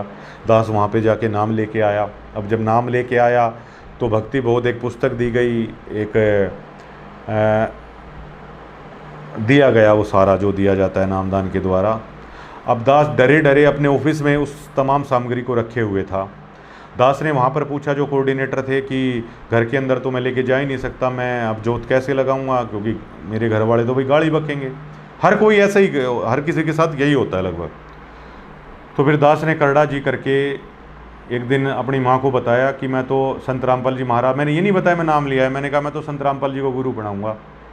तो अब यकीन मानिए, अब दास की माँ ने जो बुरा भला बोला, ये तक बोल दिया था तू किसी काले चोर को गुरु बना ले, इस पाखंडी को गुरु बनाएगा, इसके ऊपर इतने गंदे गंदे आरोप हैं, तू इसको गुरु बनाएगा, क्यों मेरा नाम डबोने पे लगा हुआ। यहाँ तक कह दिया दास को, क्यों तुरी मेरी कोख को भी तू लज जा रहा है। लेकिन दास ने दृढ़ निश्चय किया और ये बोल दिया, माँ भगवान तो यही है और गुरु तो इसको बनाऊंगा, और इसको क्या बनाऊंगा, गुरु बना लिया। अब जैसे भाई माँ की ममता होती है, माँ की मजबूरी कि अब दास तो यहाँ पे जोत लगाएगा। तो जो घर के अंदर मंदिर था, बाकी हिंदू घरों के अंदर होता है, तो मेरी माँ बोली इस मंदिर के आसपास ही मत लगा दियो, अपना और कहीं लगा ले। तो दास ने एक छोटी सी जगह पर सतगुरु रामपाल जी महाराज का अपने सतगुरु को रखकर दास ने जोत लगाई। मेरी माँ ऐसे अड्डा अड्डा देखा करती कि क्या करने लग रहा है, किस तरह ये पूजा करने लग रहा है। फिर दास ने, जैसे ये भक्ति बोध पुस्तक है वो यूट्यूब पे चलाई दास ने सुबह का नित्य नियम, और जब ये बाणियाँ चली, अब मेरी माँ करती वो वाली पूजा, पत्थर पूजे हरी मिले तो मैं पूजू पहाड़, कोई शांति नहीं है, बाणी चले, इस बाणियों का अलग ही असर होता है, चाहे समझ में आए चाहे ना आए। तो मेरी माँ को भी धीरे धीरे हृदय से ये होने लग गया कि एक बार देख तो ले, अगर कोई ना, अगर ये गंदा संत है तो क्या दिक्कत है, कोई नहीं, इसका और छुटवा दूंगी। तो दास की माँ जैसे रिटायर्ड टीचर है, पुस्तक भी पढ़ ली, ज्ञान भी सुना। तो आप यकीन मानना, जब मेरी माँ नाम लेके आई तो मेरी माँ को मैंने 2 महीने तक नाम मना कर दिया था नाम के लिए। मैंने कहा माँ नहीं, पहले ज्ञान समझ ले। डेली रोज रोज कहती भाई मेरा भी उद्धार हो जाएगा, मन ने भी नाम दिलाया ना। मगर नहीं माँ, तू तो इसके बारे में पता नहीं क्या क्या बोल रही थी, वो तो गंदा संत है, इस पर इतने गंदे गंदे आरोप हैं, इसका नाम लिया है तू। मगर ना इब्बा क्या करेगी नाम लेकर, अभी तू रुक जा। तो यकीन मानना दोस्तों आप, दास 2 महीने के बाद जब मेरी माँ ने कोई हजारों बार ये कह दिया था भाई मेरा भी उद्धार हो जाएगा, नाम दिला के लिया, तब दास अपनी माँ को लेके गया नाम दिलाने के लिए, तब दास की माँ को नाम मिला। और अब ये सुनो, दास की और स्टोरी सुनो। दास को बड़ा अफसोस था करोथा आश्रम बंद होने का, कि ये पाप तो सतगुरु हाथों से हुआ है और मैं तो इसका हिस्सा हूँ, ये मैं कैसे तारूं। फिर देखो दास को परमात्मा ने कितनी बड़ी सेवा यहाँ पर दी। करोथा आश्रम को खुलवाने की सेवा परमात्मा ने इस दास को दी। दास को किसी भाई ने ये बताया कि डीकल गौशाला के अगर अंदर पैसा दे दें तो ये हो जाएगा। दास ने जाको इनके बताया, हालांकि ये क्रेडिट ले लिया हो किसी और ने, लेकिन वो है ना, जब त्रिकुटी पे जाने के बाद वो तो बिल्कुल सामने आ जाएगा ये सेवा परमात्मा ने किसको दी। दास नहीं कहता, दास के हाथ में था क्या ऐसा हो जाए। तो दास ने फिर इनको बताया, गौशाला में चंदा दिया, ये आश्रम खुला। उस दिन दास इतना खुश हुआ कि हे परमात्मा, आज मेरा ये पाप किसी हद तक शायद कम हुआ होगा। जो यहाँ पर ताला जड़ने में दास खड़ा हुआ था, हिस्सेदार बना था। और दास को आज तक ये अफसोस है, आज दास की एंट्री नहीं है करोथा आश्रम में। और अब आप स्क्रीन पे ये देखिए, फिर आगे बात बढ़ाएंगे। 1 से 1.5 मिनट का है। दास ने एक छोटी सी जगह में, इतनी सी जगह में संत रामपाल जी महाराज की फ़ोटो रखी थी, जोत जलाई थी। आज दास के घर में संत रामपाल जी महाराज का दरबार साहिब दास ने बना रखा है। और 1.5 मिनट पहले आप ये सुनो कि दास कैसे अब संत रामपाल जी महाराज को पूर्ण परमात्मा मान गए, उनकी भोग की आरती है वो करने लग रहा है।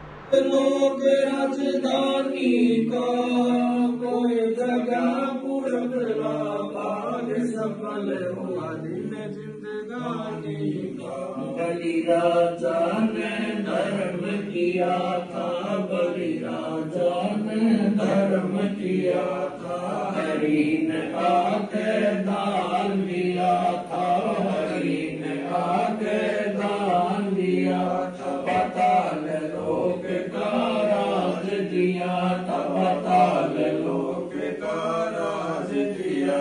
ऊंचा है दर्जा दानी का, कोई जगह पुरबलाबाद, सफल हुआ दिन जिंदगानी का। धर्मदास ने यज्ञ रचाई, धर्मदास ने यज्ञ रचाई, बिन दर्शन ना जीऊं गोसाई, बिन दर्शन ना जीऊं गोसाई। दर्शन देकर प्यास बुझाई, दर्शन देकर प्यास बुझाई। बावलिया देख कुर्बानी का कोई। आपने देखा दोस्तों, दास पत्रकार भी है, दास एजुकेटेड भी है, और दास भी बहुत गुंडा भुंडा संत रामपाल जी को महाराज को माना करता। आज दास को पता है हमारा सदगुरु पूर्ण ब्रह्म है। अरे भगवान तो बहुत छोटी सी पदवी है, भगवान तो 3 लोक के भगवान अलग, और जिसको ज्योत निरंजन बोलते हैं संत, वो 21वें ब्रह्मांड का मालिक अलग भगवान। अरे अक्षर पुरुष सात संग ब्रह्मांड का अलग भगवान। और जिसको परम धनी कह लो आप, जिसको आप सचखंड कह लो, जिसको आप अकाल मूर्त अंदन सतगुरु वाले बोलते हैं सतपुरुष, अकाल मूर्त शब्द स्वरूपी राम, अरे वो राम तो ये संत रामपाल जी महाराज है, पूरे असंख्य ब्रह्मांडों का स्वामी। दास आज उसकी आरती उतारता है, उसके सिवा कोई फोटो नहीं। फिर दास के साथ क्या बनी आप और सुनना। आज एक बड़ा सवाल खड़ा हो रहा है कि संत रामपाल जी महाराज का प्रसाद खाने से ऐसा हो जाता है। दास के हालात कैसे हुए? आज आप लोग गुंडा बुंडा बोल रहे हो ना, तो दास को तो संत रामपाल जी महाराज के यहाँ से नोटिस आया हुआ है बकायदा, जेल भिजवाने की तैयारी को लेकर।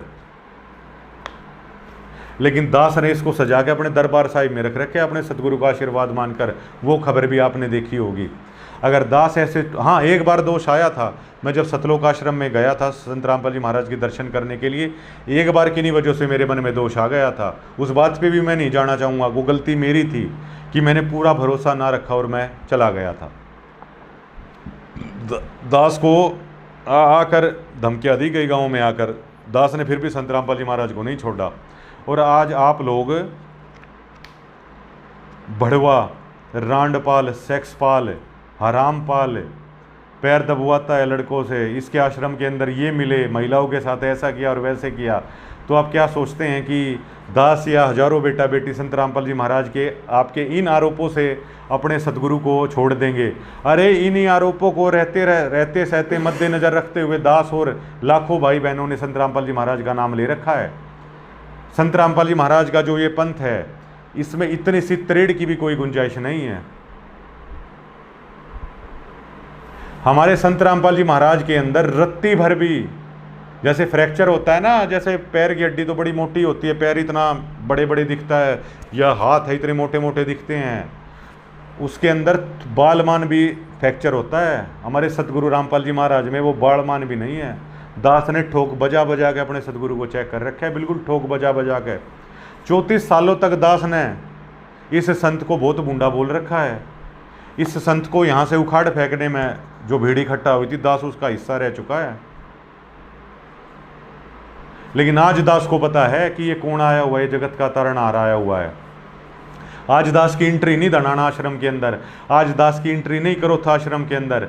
और आश्रम में जाने वाले भगत दास के बारे में गुरुद्रोही पता नहीं क्या क्या, मतलब क्या क्या चीजें बोलने को लग रहे हैं। लेकिन दास को चाहे कोई गुरुद्रोही बोल दे, दास को चाहे कुछ भी बोल दे, दास को चाहे कितना भी कह दे, या मेरा सतगुरु संत रामपाल जी महाराज भी दास को चाहे गुरुद्रोही बोल दे और आज बुलवा दो।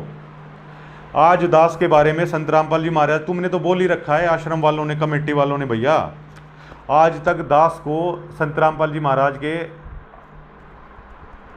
इस शरीर के दर्शन नहीं कर लिए। संत रामपाल जी महाराज कहते हैं कि देही को सतगुरु जाना है यो तो दुंदर ज्ञान है।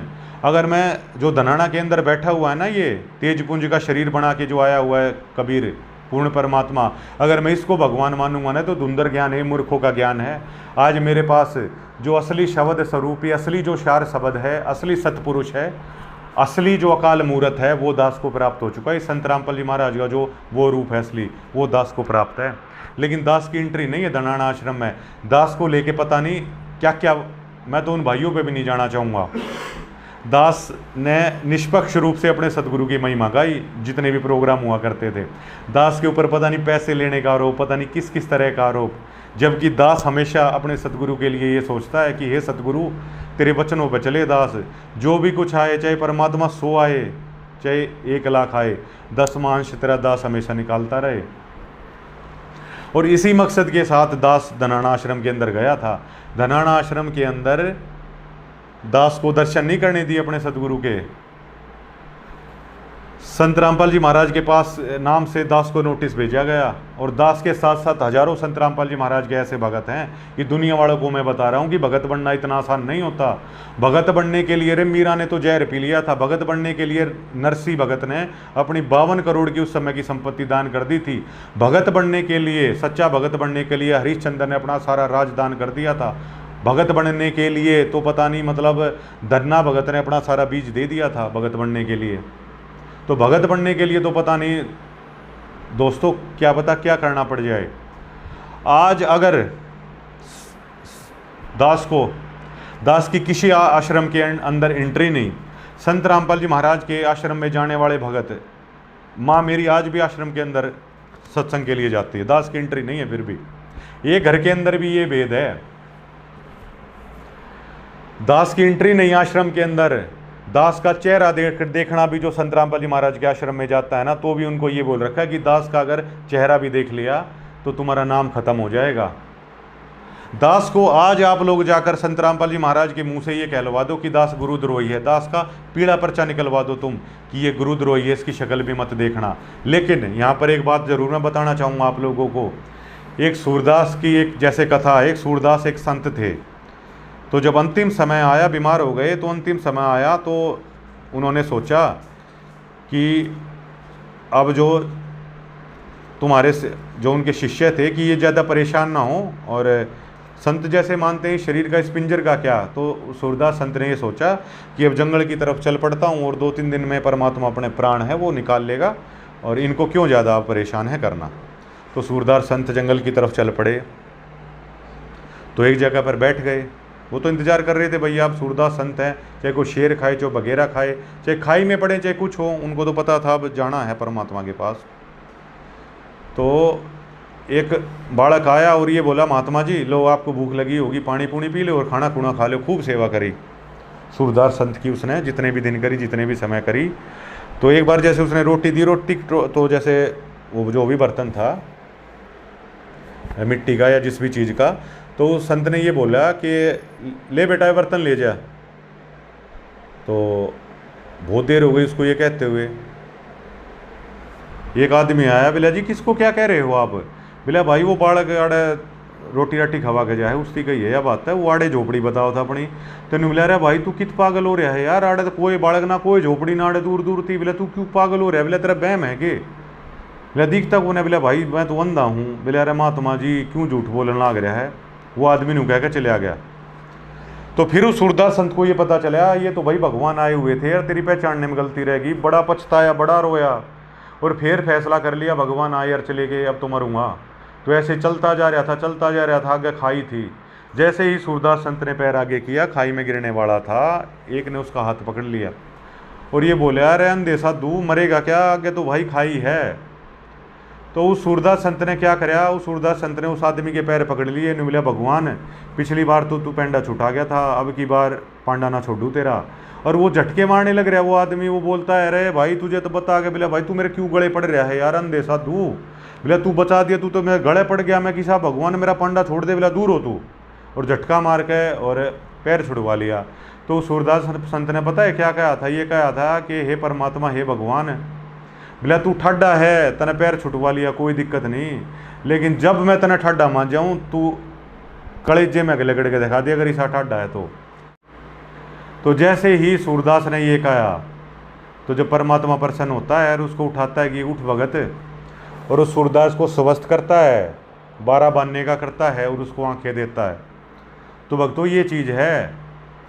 अब जो ये आश्रम में दास की एंट्री नहीं, हजारों भाई बहन जो साध संगति के उनकी एंट्री नहीं, हम तरस रहे हैं जिस चीज़ को आप लोग, सुभाष फौजी जी आप ध्यान से सुनना, जिस चीज़ को आप ये कह रहे हैं ना सोनिया बहन कि आप चरणों में पढ़ रहे हो, हजारों संत रामपाल जी महाराज के ऐसा बेटा बेटी हैं जो हर रोज़, कोई दिन दास का ऐसा जाता होगा जब आंखों के अंदर आंसू नहीं आते होंगे कि हे परमात्मा कब दास को आपके पैर छूने का मौका मिलेगा, हे परमात्मा हे बंदी छोड़ संत रामपाल जी महाराज कब दास के सिर पर हाथ धरोगे।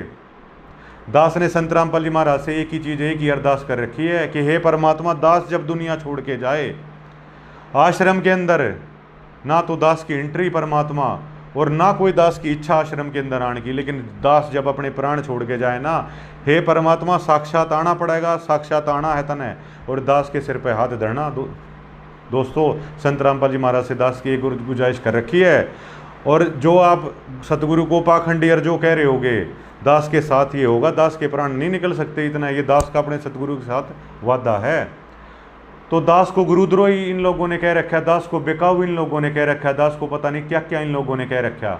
दास की गलती एकमात्र पता है क्या थी? मेरा भाई संत रामपाल जी महाराज का भाणजा सुनील लाठर, मैं यहाँ पे गिरावट संत रामपाल जी महाराज का प्रोग्राम था, खबर करने लग रहा था। जो संत रामपाल जी महाराज का ज्ञान है कि सतना छोड़ा सूरमा, सच बोलता है सूरमा जो भगत होता है, इसलिए मैं सच बोलने लग रहा था कि ये भंडारा संत रामपाल जी महाराज ने लगवा रखा है देसी घी का। लेकिन मेरा भाई आके मेरे को टोकता है, रोकता है और झूठ बोलने के लिए मजबूर करता है। मेरा गुरु भाई सुनील लाठर कि झूठ बोल, ऐसे नहीं बोलना। तब दास उसको ये बोलता है कि भाई ऐसे क्या कर रहे हो। तब दास को सुनील लाठर ये बोलता है कि हम एंट्री बंद कर देते हैं, हम ऐसे कर देते हैं, हम वैसे कर देते हैं। कर दिया मेरे भाई सुनील लाठर तने, दास की एंट्री बंद कर दी तने, दास की नो एंट्री कर दी तने, दास को अपने गुरु से अलग कर दिया तने, ऐसे मिलने से जैसे और लोग मिल रहे हैं। मतलब जो कुछ था हर चीज़ें कर ली। तो सुनील लाठर मेरे गुरु भाई जो कही थी वो कर दिया आप लोगों ने, कोई दिक्कत नहीं। लेकिन एक बार अगर आप लोग इतना भी कहवा दो संत रामपाल जी महाराज से कि ये गुरुद्रोही है, तो आप लोगों को ठाडा ये दास तब मान जाए जब मेरे हृदय से, इस कलेजे से अगर आप संत रामपाल जी महाराज को निकाल के दिखा दो। और ये चैलेंज इस पूरे 21 ब्रह्मांड के लिए है। ये जो गुंडा भुंडा बताने लग रहे हैं संत रामपाल जी महाराज को, इनकी तो बात ही छोड़ो। अगर 21 ब्रह्मांड के अंदर इस 21 ब्रह्मांड की सबसे मेन शक्ति अगर निरंजन को भी लेके आ जाओ और वो ये बोल दे, वो केवल इतना सा काम करके कोई दिखा दे कि मेरे हृदय के अंदर से मेरे सतगुरु संत रामपाल जी महाराज को अगर कोई निकाल दे तो मैं उसको मान जाऊं। और पूरी दुनिया के अंदर पूरी दुनिया के गुरुओं को चैलेंज है, अगर कोई आज के दिन हृदय से संत रामपाल जी महाराज को अगर कोई निकाल के दिखा दे तो मैं उसको मान जाऊं। हमारे हृदय के अंदर हमारे सतगुरु इसी तरह हैं। तो है दुनिया वालों, जो आप लोग ये कह रहे हो ना कि गुंडा है, भुंडा है, भड़वा है, रांडपाल है, आरामपाल है और ये और वो है, पूरी पदवी बताता हूँ हमारे सतगुरु की। हमारे सतगुरु असंख्य कोटि ब्रह्मांड के नायक, सतलोक के असली वासी, निराकार पूर्ण ब्रह्म सतगुरु बंदी छोड़ रामपाल जी महाराज, ये हमारे सतगुरु की पदवी है। और जो कंचन बिष्टा पड़े घटे नाता का मोल, अगर सोने को अगर आप कूड़ा करकट में गोबर में भी डाल दो, सोने की कीमत नहीं घटती। हमारे संत रामपाल जी महाराज को कितनी भी पदवी आप दे लो, अनजाने में कितने भी कुछ कह लो, लेकिन हमारे सतगुरु की इतनी सी भी पदवी पर कोई फर्क है, कोई नहीं गिर पाएगा। अगर आप में है, सोनिया मेरी बहन, धर्मेंद्र हुड्डा मेरे भाई, अगर आप लोग इतने ताकतवर हो तो संत रामपाल जी महाराज का एक दास हाथ जोड़कर आपसे प्रार्थना करता है और आपके साथ साथ इस पूरे सतलोक आश्रमों से हाथ जोड़ के ये रिक्वेस्ट करता है, अगर आप इतने ठाडे हो तो इस हृदय से, ना केवल मेरे से, साध संगति से जुड़े हुए हजारों भाई बहनों के हृदय से, चाहे तुम हमें गुरुद्रोही बता दो, चाहे कुछ भी बता दो, अगर आप लोग इतने ठाडे हो तो हृदय से संत रामपाल जी महाराज को निकाल के दिखा दो। क्योंकि हमारे हृदय के अंदर से उस भगवान में भी वो ताकत नहीं जो हमारे हृदय के अंदर से खुद को निकाल के दिखा दे, क्योंकि वो हमारे हृदय के अंदर समाया हुआ है। और इस आत्मा के अंदर समाता है संत रामपाल जी महाराज का ज्ञान, जिसे ना हटा सकते आप, जिसे ना मिटा सकते, ये नहीं मिटने वाला कभी भी। और साध संगति के अंदर हजारों ऐसी माताएं बहन हैं जिन्होंने अपने छोटे छोटे बच्चों को अपने सतगुरु के नाम पे ये कसम दिला दी है, और इन छोटे छोटे हमारे बहन भाइयों ने एक कसम उठा ली है कि जीवन भर अब शादी नहीं करेंगे, अपने सतगुरु के मार्ग पर चलेंगे। पूरी दुनिया के अंदर आज तक किसी पंथ में या किसी भी डेरे के अंदर अगर ऐसे सत्सेवक, अगर ऐसी कुर्बानी वाले, सतगुरु के मार्ग पर अगर ऐसे चलने वाले भगत अगर पूरी दुनिया के अंदर चैलेंज है हमारा, अगर पूरी दुनिया के अंदर दास का नम्र निवेदन है, चैलेंज भी नहीं है। दास चैलेंज क्या करे? जब दास की उपाधि, दास तो गुलाम होता है, गुलाम क्या चैलेंज करे? दास की विनम्र प्रार्थना है, अगर कोई डेरा हो दुनिया के अंदर, कोई भी ऐसी चीज़ हो कि जहाँ पर ऐसे सत्सेवक भाई बहन हो जो संत रामपाल जी महाराज के हैं, जिन्हें साधु संगति के नाम से जाना जाता है। इतने छोटे बच्चे, बेटे बेटियों ने अपना पूरा सिर देना इसे कहते हैं। सिर सौंपया गुरुदेव को, नित्यानंद जी ने कहा है, सिर सौंपया गुरुदेव को सफल होया ये शीश, नित्यानंद इस शीश पे आप बसो जगदीश। अरे भैया, चाहे गुरुद्रोही हैं, चाहे किसी के आप शिष्य कह लो, इस सर के ऊपर संत रामपाल जी महाराज विराजते हैं, पूर्ण ब्रह्म संत रामपाल जी महाराज। सिर सौंपया गुरुदेव को सफल होया ये शीश, नित्यानंद इस शीश पे आप बसो जगदीश। मैनू मान है कि मैं संत गुरु रामपाल जी महाराज का शिष्य हूँ, प्राउड है हमें कि हम संत रामपाल जी महाराज के दास हैं, और इसके लिए ना हम किसी को गाली देते। धर्मेंद्र भाई ना आपका बुरा मानता ये दास, सोनिया बहन ना आपका बुरा मानता, जो हजारों हमारे भाई बहन गालियाँ दे रहे हैं संत रामपाल जी महाराज को, किसी का बुरा नहीं मानते। अरे हमारे संत रामपाल जी महाराज की शिक्षा ही नहीं है कि हमें बुरा मानना सिखाया जाए। किससे आखिरकार बुरा माना जाएगा? जिसने संत रामपाल जी महाराज को समझ लिया, आखिरकार वो किससे बुरा माने, कम से कम उसको पता है। केवल ये मामला इतना है, हमारे कुछ भाइयों ने पेशेंस है यहाँ पर लूज कर दिया था। ये संत रामपाल जी महाराज हैं भैया, युगों युगों तक अगर जो पार भी नहीं होगा ना, युगों युगों तक ये दिल से नहीं निकलता, ये नहीं निकलता, ये तो ऐसा समाता है। युगों युगों की वासना खत्म कर रखी है इस ज्ञान ने, ये नहीं निकलेगा। और दूसरी चीज, कोई भी शंका समाधान ज्ञान से होता है। अब आपने भी कोई गुरु बना रखा होगा, जाहिर तौर पर आप भी बहुत सारे लोगों के पास जाते होंगे। संत की पहचान ज्ञान से होती है। कोयल का भी और कोए का भी रंग काला होता है, लेकिन उसकी आवाज़ से होती है। अरे बगुला और हंस का रंग भी सफ़ेद होता है, लेकिन उसकी पहचान जब होती है वो खाता क्या है। हंस तो मोती खाता है, बगुला मछली खाता है। तो इसी तरह संत की पहचान उसके ज्ञान से होती है। तो अब मैं आपको हमारे संत रामपाल जी महाराज द्वारा समझाई गई, गरीबदास जी महाराज जी द्वारा लिखी गई उस अमर ग्रंथ साहिब की अथ ब्रह्म वेदी है। फिर उसके बाद दोस्तों इसका समापन करेंगे। उसका मैं आपको एक बार बताना चाहूँगा कि अगर आप जहाँ पर जाते हो वो पूर्ण सतगुरु हैं, अगर आप जिसको मानते हो अगर वो पूर्ण संत हैं, तो इसमें संत गरीबदास जी महाराज ने उस अमरलोक, उस अंतिम मोक्ष की जो सीढ़ी है, जिसे सतलोक कहते हैं, नानक जिसे सचखंड कहा है, सबसे ऊंचा धाम जिसे कहा है संतों ने, वहाँ जाने का ये रास्ता अथ ब्रह्म वेदी लिख रखा है। दास इसको महाराज जी की दया से अब पढ़ेगा, और आप अपने गुरुओं के पास जाके, कहीं भी जाके इसको खुलवा के इसका अर्थ बता दीजिए। बिन सतगुरु पावे नहीं, बिना सतगुरु के नहीं खोल सकते, बिना सतगुरु के समझ भी नहीं सकते कौन सा वो रास्ता है। और इससे आपको ये भी समझ में आ जाएगा संत रामपाल जी महाराज हिंदू धर्म के संत हैं या कैसे संत हैं, हिंदू धर्म के देवी देवताओं की इस प्रणाली में जगह है या नहीं है। अथ ब्रह्म वेदी आखिरी निचोड़। और इसी अथ ब्रह्म वेदी से सुभाष फौजी जी आपका, सोनिया मेरी बहन आपका, ये भी साबित हो जाएगा कि ये बंदी छोड़ कबीर खुद हैं। हालांकि वो स्टोरी अलग है जो किसी ने रच दी कि ये मर गया, दूसरा उसकी जगह आ गया, ये सच्चाई नहीं है। ये तो 1951 से जब से आया है तब से ये बंदी छोड़ है। जैसे गरीबदास जी महाराज को, बंदी छोड़ को भी बावड़ा बता दिया इस दुनिया ने। गरीबदास जी महाराज पूर्ण ब्रह्म थे और उनको छुड़ाने के अंदर उस समय बावड़ा कहा जाता था, बावड़िया। गंग नहर है, छुड़ाने के अंदर गरीबदास जी महाराज ने गंगा निकाल दी थी, लेकिन तब भी किसी ने उसको माना नहीं। और वो पूर्ण ब्रह्म थे, पूर्ण ज्ञान देते थे, लेकिन लोग उसको बावड़ा कहा करते। ये बाणियाँ समझ में नहीं आती थी कि पागल है, पता नहीं आड़ी पाड़ी क्या बांटने लग रहा है। और जो धर्मेंद्र हुड्डा भाई है, सुभाष फौजी जी हैं। सुभाष फौजी जी आप तो कुछ आश्रम के अंदर गए भी हो, इस ज्ञान को डीपली समझो। सोनिया हमारी बहन, गरीबदास जी महाराज घोड़ा रखा करते। एक और कथा सुनाता हूँ जो महाराज जी ने हमें बताई। बहुत बड़े जमींदार हुआ करते थे गरीबदास जी महाराज, घोड़ा रखा करते थे, आज भी उनके कपड़े छुड़ाने के अंदर है, शानदार पोशाक पहना करते थे गरीबदास जी महाराज, राज्य रजवाड़ों की तरह रहा करते थे हमारे बंदी छोड़। कोई ऐरे गहरे नहीं थे कि मांग के खाया करते थे, मांग के खाने वाले संत नहीं थे। और बंदी छोड़ के मार्ग में कभी भी कोई भी संत मांग के नहीं खाता। इसलिए बंदी छोड़ की वाणी है, जो मांगे सो बढ़वा कहिए, दर दर फिरे अज्ञानी, जोगी जोग संपूर्ण उसका, जो मांग ना पीवे पानी। जो असली संत होता है वो मांग के भी नहीं पीता। नानक जी को देखिए आप, खेती करके खाया, कभी मांगया नहीं, मांगने वाला संत होता भी नहीं। गरीबदास जी महाराज करोथा आए हुए थे छुड़ानी से, और सूर्यास्त हो गया जैसे देर का समय, और डिगल जैसे ही आए तो डिगल के कुछ लोगों ने कहा महाराज जी आप कहाँ जा रहे हो? बोले छुड़ानी जा रहा हूँ।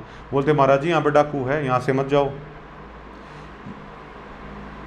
यहाँ के डाकू है, यहाँ से मत जाओ, आपकी जान को खतरा हो सकता है। बोले अब कोई ना भाई, ये जो बंदी छोड़ होते हैं ना, इनको पहचानना बड़ा मुश्किल होता है। तो बोले कोई ना भाई, भगवान देखेगा, जो कि स्वयं भगवान वो ऐसी लीलाएं करते हैं, वो इनको पहचानना बड़ा होता है। गरीबदास जी महाराज कहते हैं कि गरीबदास कहे नरलोई, यो पद चीने बिरला कोई, गरीबदास कहे नरलोई, साहिब चीने बिरला कोई। कोई कोई उस पूर्ण ब्रह्म दयाल को है वो चीन पाता है। इन 70 लाख लोगों में से भी कोई कोई उसको पहचान पाया है कि संत रामपाल जी महाराज असली चीज क्या है। तो गरीबदास जी महाराज गए, बताते हैं वो एक डाकू था, नाम अभी दास को याद नहीं आ रहा उसका। 2 या 3 गोली गरीबदास जी महाराज पे चलाई, गरीबदास जी महाराज ने ऐसे पकड़ ली और ऐसे ले जाके दे दी, लो भाई। कांप गया वो जो डाकू था, चरणों में गिर गया कि आप कौन संत हैं जी बताइए। आगे चल के संत गरीबदास जी महाराज का प्रसिद्ध शिष्य में से होया वो आदमी। धर्मेंद्र हुड्डा और सोनिया बहन और सुभाष फौजी ने जो संत रामपाल जी महाराज पर गोली थोड़ी चला रखी है। रेन का तो उस दोष के सामने कुछ भी दोष नहीं जो दोष हम लोगों ने कर रखा है। तो क्या ये हमारे भाई बहन संत रामपाल जी महाराज के शिष्य नहीं हो सकते क्या? लेकिन अगर ये शिष्य हो जाएं, ये तो सतगुरु गलती मान ले कि वो सतगुरु बैर नहीं रखता किसी से भी। जब नित्यानंद जी ने टोले मार दिए थे, गुमानी दास ने नहीं रखा। ये तो पूर्ण सतगुरु है, ये क्यों रखेगा? तो क्या आप लोगों की नज़र धर्मेंद्र हुड्डा से मिल जाएंगी? क्या आप उसके बारे में ये कह रहे हो? जबकि हमारे सतगुरु का क्या ज्ञान है, जय गणिका कह हो विश्वास चरणचित दीजिए। अगर कोई गणिका बहन भी अगर हमारे सतगुरु के मार्ग पे आ जाती है ना, तो उसको भी इज्जत की नज़र से अपनी बहन की दृष्टि से देखना है। ये हमारे सतगुरु का ज्ञान है। और उस गुरु ज्ञान के ऊपर लोग व्याभिचारी और पता नहीं क्या क्या कहने लग रहे हैं हमारे गुरु को। कहने दो, बंदी छोड़ के साथ होता ही ऐसे है। वो आगे चल के भगत बना। तो इसको जरूर दोस्तों ध्यान से, ज्ञान सागर अति उजागर निर्विकार निरंजनम ब्रह्म ज्ञानी महाध्यानी सत्सुकृत दुखभंजनम मूल चक्र गणेश वासा रक्त वण जा जानिए किलियम जाप कुलीन तज सब शब्द हमारा मानिए स्वाद चक्र ब्रह्मादि वासा जहाँ सावित्री ब्रह्मा रहें ओम जाप जपंत हंसा ज्ञान योग सतगुरु कहें नाभि कमल में विष्णु विशंबर जहाँ लक्ष्मी संगवास है हरियम जाप जपंत हंसा कोई जानत बिरला दास है, कोई कोई बिरला दास जानता है। हृदय कमल महादेव देवम सती पार्वती संग है सोहम जाप जपंत हंसा ज्ञान जोग बल रंग है। ये सतगुरु महाराज सतगुरु गरीबदास जी महाराज की वाणी से सतगुरु रामपाल जी महाराज यहाँ पर जो आपने सुना है कि शरीर के अंदर ये तेरा सतगुरु तेरे माही, तेरा भगवान तेरे माही। हिंदू धर्म के जितने देवी देवता हैं वो शरीर के अंदर कहाँ कहाँ है, दास ज़्यादा नहीं बता सकता, सतगुरु बताएगा। अंदर में भगवान कहाँ कहाँ है, परमात्मा उसकी स्थिति बता रहे हैं शरीर के अंदर कहाँ कौन सा देवता है। हृदय कमल महादेव देवम सती पार्वती संग हैं। जो शंकर भगवान पर आप लोग बुरा मान रखे हैं ना, उसका तो पाठ होता है संत रामपाल जी महाराज की वाणी से कि हृदय कमल महादेव देवम सती पार्वती संग है सोहम जाप जपत हंसा ज्ञान जोग बल रंग है। कंठ कमल में बसे अविद्या ज्ञान ध्यान बुद्धि नास ही लील चक्कर मद काल कर्मम आवदम को फांस ही। त्रिकुटी कमल परमहंस पूर्ण सतगुरु समर्थ आप हैं मन पोना सम सिंध मेलो सुरति नृत्य का कोई जाप है। सहस कमल दल भी आप साहिब जो फूलन मदगंध है पूर रहा जगदीश जोगी सत समर्थ निर्बंध है। अपने गुरुओं के पास जाके पूछो, जो कोई योगी धर्मेंद्र भाई ने कहा था ना कि जो हमारे मोढे हैं, जो हमारे तपस्वी हैं, धर्मेंद्र भाई उन तपस्वियों से भी पूछना सहस्रार्थ कमल किसे कहा जाता है और कितने करोड़ जन्मों की साधना के बाद कोई कोई साधक सहस्रार्थ कमल के दर्शन कर पाता है। हिंदू धर्म में कोई कोई योगी हुआ है जो वहां तक पहुंचा है। और हमारे बंदी छोड़ सतगुरु रामपाल जी महाराज की उससे ध्यान भी नहीं दिया जाता इस तरह की उपलब्धि का, तो सहस्रार्थ कमल का भी।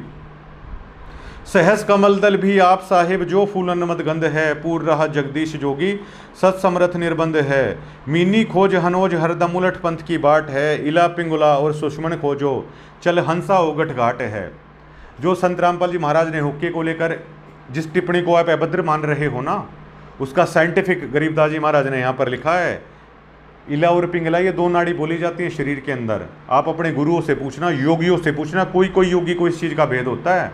और हम तो इस पचड़े में भी नहीं पड़ते। योगी करोड़ करोड़ जन्म तपस्या करके इन चीज़ों को हासिल कर पाते हैं, जो हमारे संत रामपाल जी महाराज के मंत्रों से केवल और केवल कुछ समय में ही ये उपलब्धि हासिल हो जाती है। इला पिंगुला से चंद्र सूरज नाड़ी कहा जाता है। 12 घंटे एक काम करती है, 12 घंटे एक काम करती है। इसमें सतगुरु महाराज ने बताया है कि इला पिंगला के अंदर सुषमना द्वार है, जहाँ से परमात्मा की प्राप्ति होती है। 9 द्वारों से आत्मा जाती है, इतना तो हर आदमी को पता है। आँख से चली जाएगी, नाक से, कान से, कहीं से भी जो 9 प्रकार के द्वार है वहाँ से आत्मा जाती है। लेकिन अगर मोक्ष की तरफ जाना है तो सुषमा द्वार को खोलना होगा। उसके बारे में सतगुरु महाराज कह रहे हैं। किसी किसी को है ये ज्ञान है। ऐसा योग वियोग वर्णो जो शंकर ने चित धर्या, कुंभक रेचक द्वादश पलटे काल कर्म तिस्तर डरया।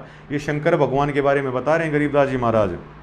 सुन सिंहासन अमर आसन अलख पुरुष निर्वाण है, अति ल्योलिन बेदीन मालिक कादर को कुर्बान है नरसिंह अबंध अभिगत कोटि बैकुंठ नग रूप है, अपरंपार दीदार दर्शन ऐसा अजब अनूप है। घुरे निशान अखंड धुन सुन सोहम बेदी गाइये, बाजय नाद अगाध है जहाँ ले मन ठहराइए। यहाँ पर सतगुरु महाराज दास की जितनी बुद्धि काम करती है, जितना दास ने परमात्मा की वाणी से अपने सतगुरु ने जितना समझाया, दास की जितनी बुद्धि काम करती है, थोड़ा थोड़ा दास बताएगा इसके बारे में। अब धन धन सतगुरु और राधा स्वामी के वहाँ नाम लेके आप जो कहते हो ना, आंख बंद कर लो, कान बंद कर लो, ये धुन सुनाई देती है। गरीबदास जी महाराज जिससे आगे की बता रहे हैं कि वो अन्ना धुन तो भैया और कुछ है, और ये ऐसा करने से वो अन्ना धुन बजती है। जिस धुन को 3 लोक के परमात्मा, 3 लोक के जिन्हें भगवान कहा जाता है, वो भी नहीं सुन सकते। उसके बारे में गरीबदास जी महाराज बता रहे हैं।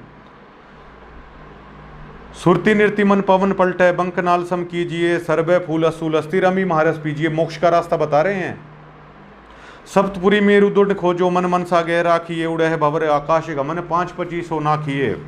गगन मंडल की सैल कर ले, बहुर न ऐसा दाव है, चल हंसा पर लोक पठाऊं, भव सागर नहीं आव है। कंदरव जीत उजीत योगी, शठ कर्मियों खेल है, अनभय मालिनी हार गूंदे, सुरत नृत्य का मेल है।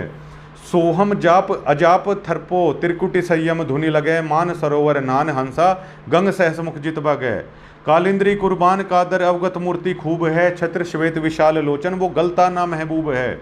दिल अंदर दीदार दर्शन, बाहर अंत ना जाइए, कि तेरा परमात्मा तेरे अंदर है, तुझे बाहर जाने की जरूरत नहीं है। काया माया कहाँ बापूरी, तन मन शीश चढ़ाइए, अवगत आदि युगादि योगी, सतपुरुष ल्योलीन है। जिसे धन सतगुरु वाले जाप कहते हैं ना, सतपुरख अकाल मूरत, सतपुरुष ल्योलीन है। गगन मंडल गलतान गैबी, जात अजात बेदीन है, सुख सागर रत्नागर निर्भय, निज मुख बानी गावही, जिन आकार अजोक निर्मल, दृष्ट मुष्ट नहीं आवही। झिलमिल नूर जहुर ज्योति, कोटि पदम उजियार है, उल्ट नैन बैसोन बिस्तर, जहाँ तहाँ दीदार है। अष्ट कमल दल सक्कल रमता, तिरकुटि कमल मद निरख ही, स्वे धवजा सुन गुम्मट आगे, पचरंग झंडे फरक ही। अष्ट कमल शरीर के अंदर 8 कमल। हमारे सतगुरु रामपाल जी महाराज से पहले कोई शरीर के अंदर का 8वां कमल भी नहीं बता पाया। कबीर पंथी ने भी नहीं बता पाए कि शरीर के अंदर 8वां कमल आखिरकार कहाँ है। केवल और केवल बंदी छोड़ हमारे सतगुरु ने आके बताया इस चीज़ को कि 8वां कमल यहाँ पर है। दुनिया के अंदर कोई नहीं बता पाया 8वां कमल कहाँ है। बड़े से बड़े योगी होके चले गए। सुन मंडल सतलोक चलिए, 9 दर मुंद बेसुन है, दिव्य चिस्म एक बिंब देखा, निश्रवण सुनि धुनि है। चरण कमल में हंस रहते, बहुरंगी बरियाम है, सूक्ष्म मूर्ति श्याम सूरती, वो अचल अभंगी राम है। 9 सुरबंद निसंक खेलो, 10 में दर मुख मूल है, मालिना कूप अनूप सजनी, बिन बेली का फूल है। श्वास उश्वास पवन को पलटे, नाग फुनी को भूच है, सुरत नृत्य का बांध बेड़ा, गगन मंडल को कूच है। यहाँ पर संत रामपाल जी महाराज समझा रहे हैं कुंडलिनी शक्ति के बारे में, जिसको नागफनी बोला जाता है। रीढ़ की हड्डी के पीछे से वो नागण जैसी जिसके 2 फण होते हैं, जो शरीर के अंदर अमृत बनता है, जिसको पारशर ऋषि ने, जिसको खेचड़ी मुद्रा भी कहते हैं, शरीर के अंदर जो अमृत बनता है उसको सिद्ध कर लेते हैं योगी, कभी जिंदगी में खाना खाने की जरूरत नहीं पड़ती। उसके बारे में बता रहे सतरामपाल जी महाराज कि नागफुणी को भूच है कि वो नागफुणी मर जाएगी, वो कुंडली जागृत होगी, उसके बारे में बता रहे हैं सदगुरु महाराज। कोई मेन योगी हो ना हिंदुस्तान के अंदर हजारों हजारों करोड़ों में से, उसको इसका पता चलेगा कि कुंडली शक्ति क्या होती है, जागृत कैसे होती है। और ये संत रामपाल जी महाराज के नाम मात्र से न्यू चुटकियों में होती है ये। श्वास उश्वास पवन को पलटे, नागफुनी को भूच है, सुरत नृत्य का बांध बेड़ा, गगन मंडल को कूच है।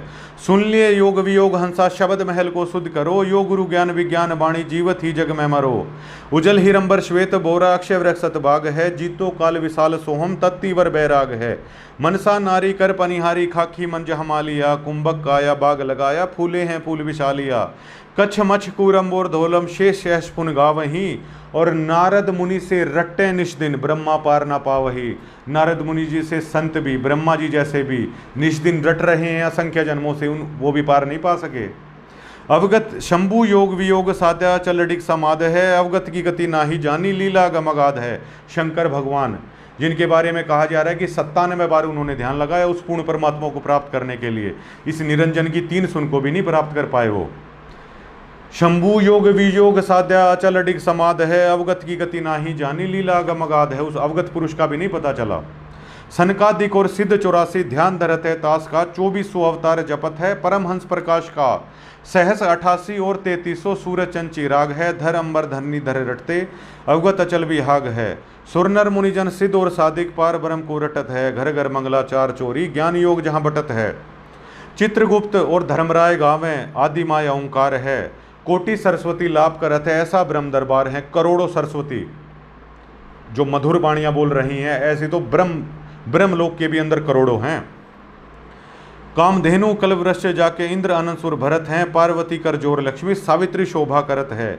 गंधर्व ज्ञानी और मुनि ध्यानी, 5 तत्व खवास है, त्रिगुण 3 बहुरंग बाजी, कोई जन बिरले दास है। ध्रुव प्रहलाद अगाध अग है, जनक विदेही जोर है, चले विमान निदान बीत्या, धर्मराज की बंद तोर है। गोरख दत्त युगादि योगी, नाम जलंधर लीजिए, भरतरी गोपी चंदा सीजे, ऐसी दीक्षा दीजिए। सुल्तानी बाजिद फरीदा, पीपा परचय पाइया, देवल फेरिया गोप गोसाई, नामा की छान छिवाइया। बंदी छोड़ गरीबदास जी महाराज ने, संत रामपाल जी महाराज ने बताया है कि एक एक शब्द के अंदर 3-3, 4-4 घंटे की कथा है। अगर आप हमारे सतगुरु का ज्ञान सुनोगे। देवल फेरिया गोप गोसाई, नामा की छान छवाइया। देवल फेरिया नामदेव, कृष्ण जी को विट्ठल भगवान के नाम से जानते हैं महाराष्ट्र में। नामदेव जी को बाहर निकाल दिया था मंदिर से, और मंदिर के पीछे जाके रोने लगा, वो फिर गया वो सारा। सिर्फ एक ही चीज़ में पूरी कथा का लाभ दे दिया परमात्मा ने। देवल फेरिया गोप गोसाई, नामा की छान छवाइया। नामदेव की छान बना दी थी। छान छिवाई गऊ जवाई, गनिका चढ़ी विमान में, सदना बकरे को मत मारे, पहुंचे अन्य दान में। सदना जो कसाई था, ये उसकी कथा के बारे में बता रहे बंदी छोड़। अजामेल से अदम उदारे, पतित पावन बिरतास है, केशोवान भया भंजारा, षटदल कीनी हास है। धन्ना भगत का तो खेत नहीं पाया, माधो दई सिकलात है, पंडा पांव बुझाया सतगुरु। जगन्नाथ की बात है, जगन्नाथ मंदिर की कथा का जिक्र है ये। भक्ति हेतु केशव बंजारा, संग रविदास कमाल थे, हे हर होती आई, गुण छई और पाल थे। और इससे आगे सुभाष फौजी जी आप सुनना, जिसमें आपको पता चलेगा ये बंदी छोड़ हैं। और ये थोड़ा सा और बाकी है, तो दास इसको खड़ा होकर सुनाएगा, क्योंकि सदगुरु का ये आदेश है। जब पूर्ण ब्रह्म का असली निचोड़ इसमें से आएगा, उसकी स्तुति खड़े होके होती है। गैबी ख्याल विशाल, सतगुरु अचल दिगंबर थीर है, भक्ति हेत अकाया धर आए, अभिगत सत्य कबीर है। नानक दादू अगम अगादू, तेरी जहाज खेवट सही, सुख सागर के हंस आए। भक्ति हिरंबर उर धरी, कोटि भानु पर काश पूर्ण, रोम रोम की लार है। उस पूर्ण परमात्मा की आभा कितनी है उसके बारे में बता रहे बंदी छोड़। कोटि भानु प्रकाश पूर्ण रोम रोम की लार है, अचल अभंगी है सतसंगी अवगत का दीदार है। धन सतगुरु उपदेश देवा 84 का भ्रम मेट ही, तेज पूंज तन देह धरकर इस विधि हमको भेंट ही। शब्द निवास आकाशवाणी यो सतगुरु का रूप है, चांद सूरज ना पवन ना पानी ना जहाँ छाया धूप है। सतलोक का जिक्र कर रहे हैं। सतलोक कैसा है? रहता रमता राम साहेब अवगत अलह अलेख है, भूले पंथ विटम्बवादी कुल का खाविंद एक है। सभी लोग भूले हुए हैं, कुल का खाविंद वो एक है। रोम रोम में जाप जपले अष्ट कमल दल मेल है, सुरति नृति को कमल पठाओ जहाँ दीपक बिन तेल है। हरदम खोज हनोज हाजिर त्रिवेणी के तीर हैं, दास गरीब तबीब सतगुरु वो बंदी छोड़ कबीर है। गरीबदास जी महाराज कह रहे हैं कि हरदम खोज हनोज हाजिर त्रिवेणी के तीर है, दास गरीब तबीब सतगुरु बंदी छोड़ कबीर है।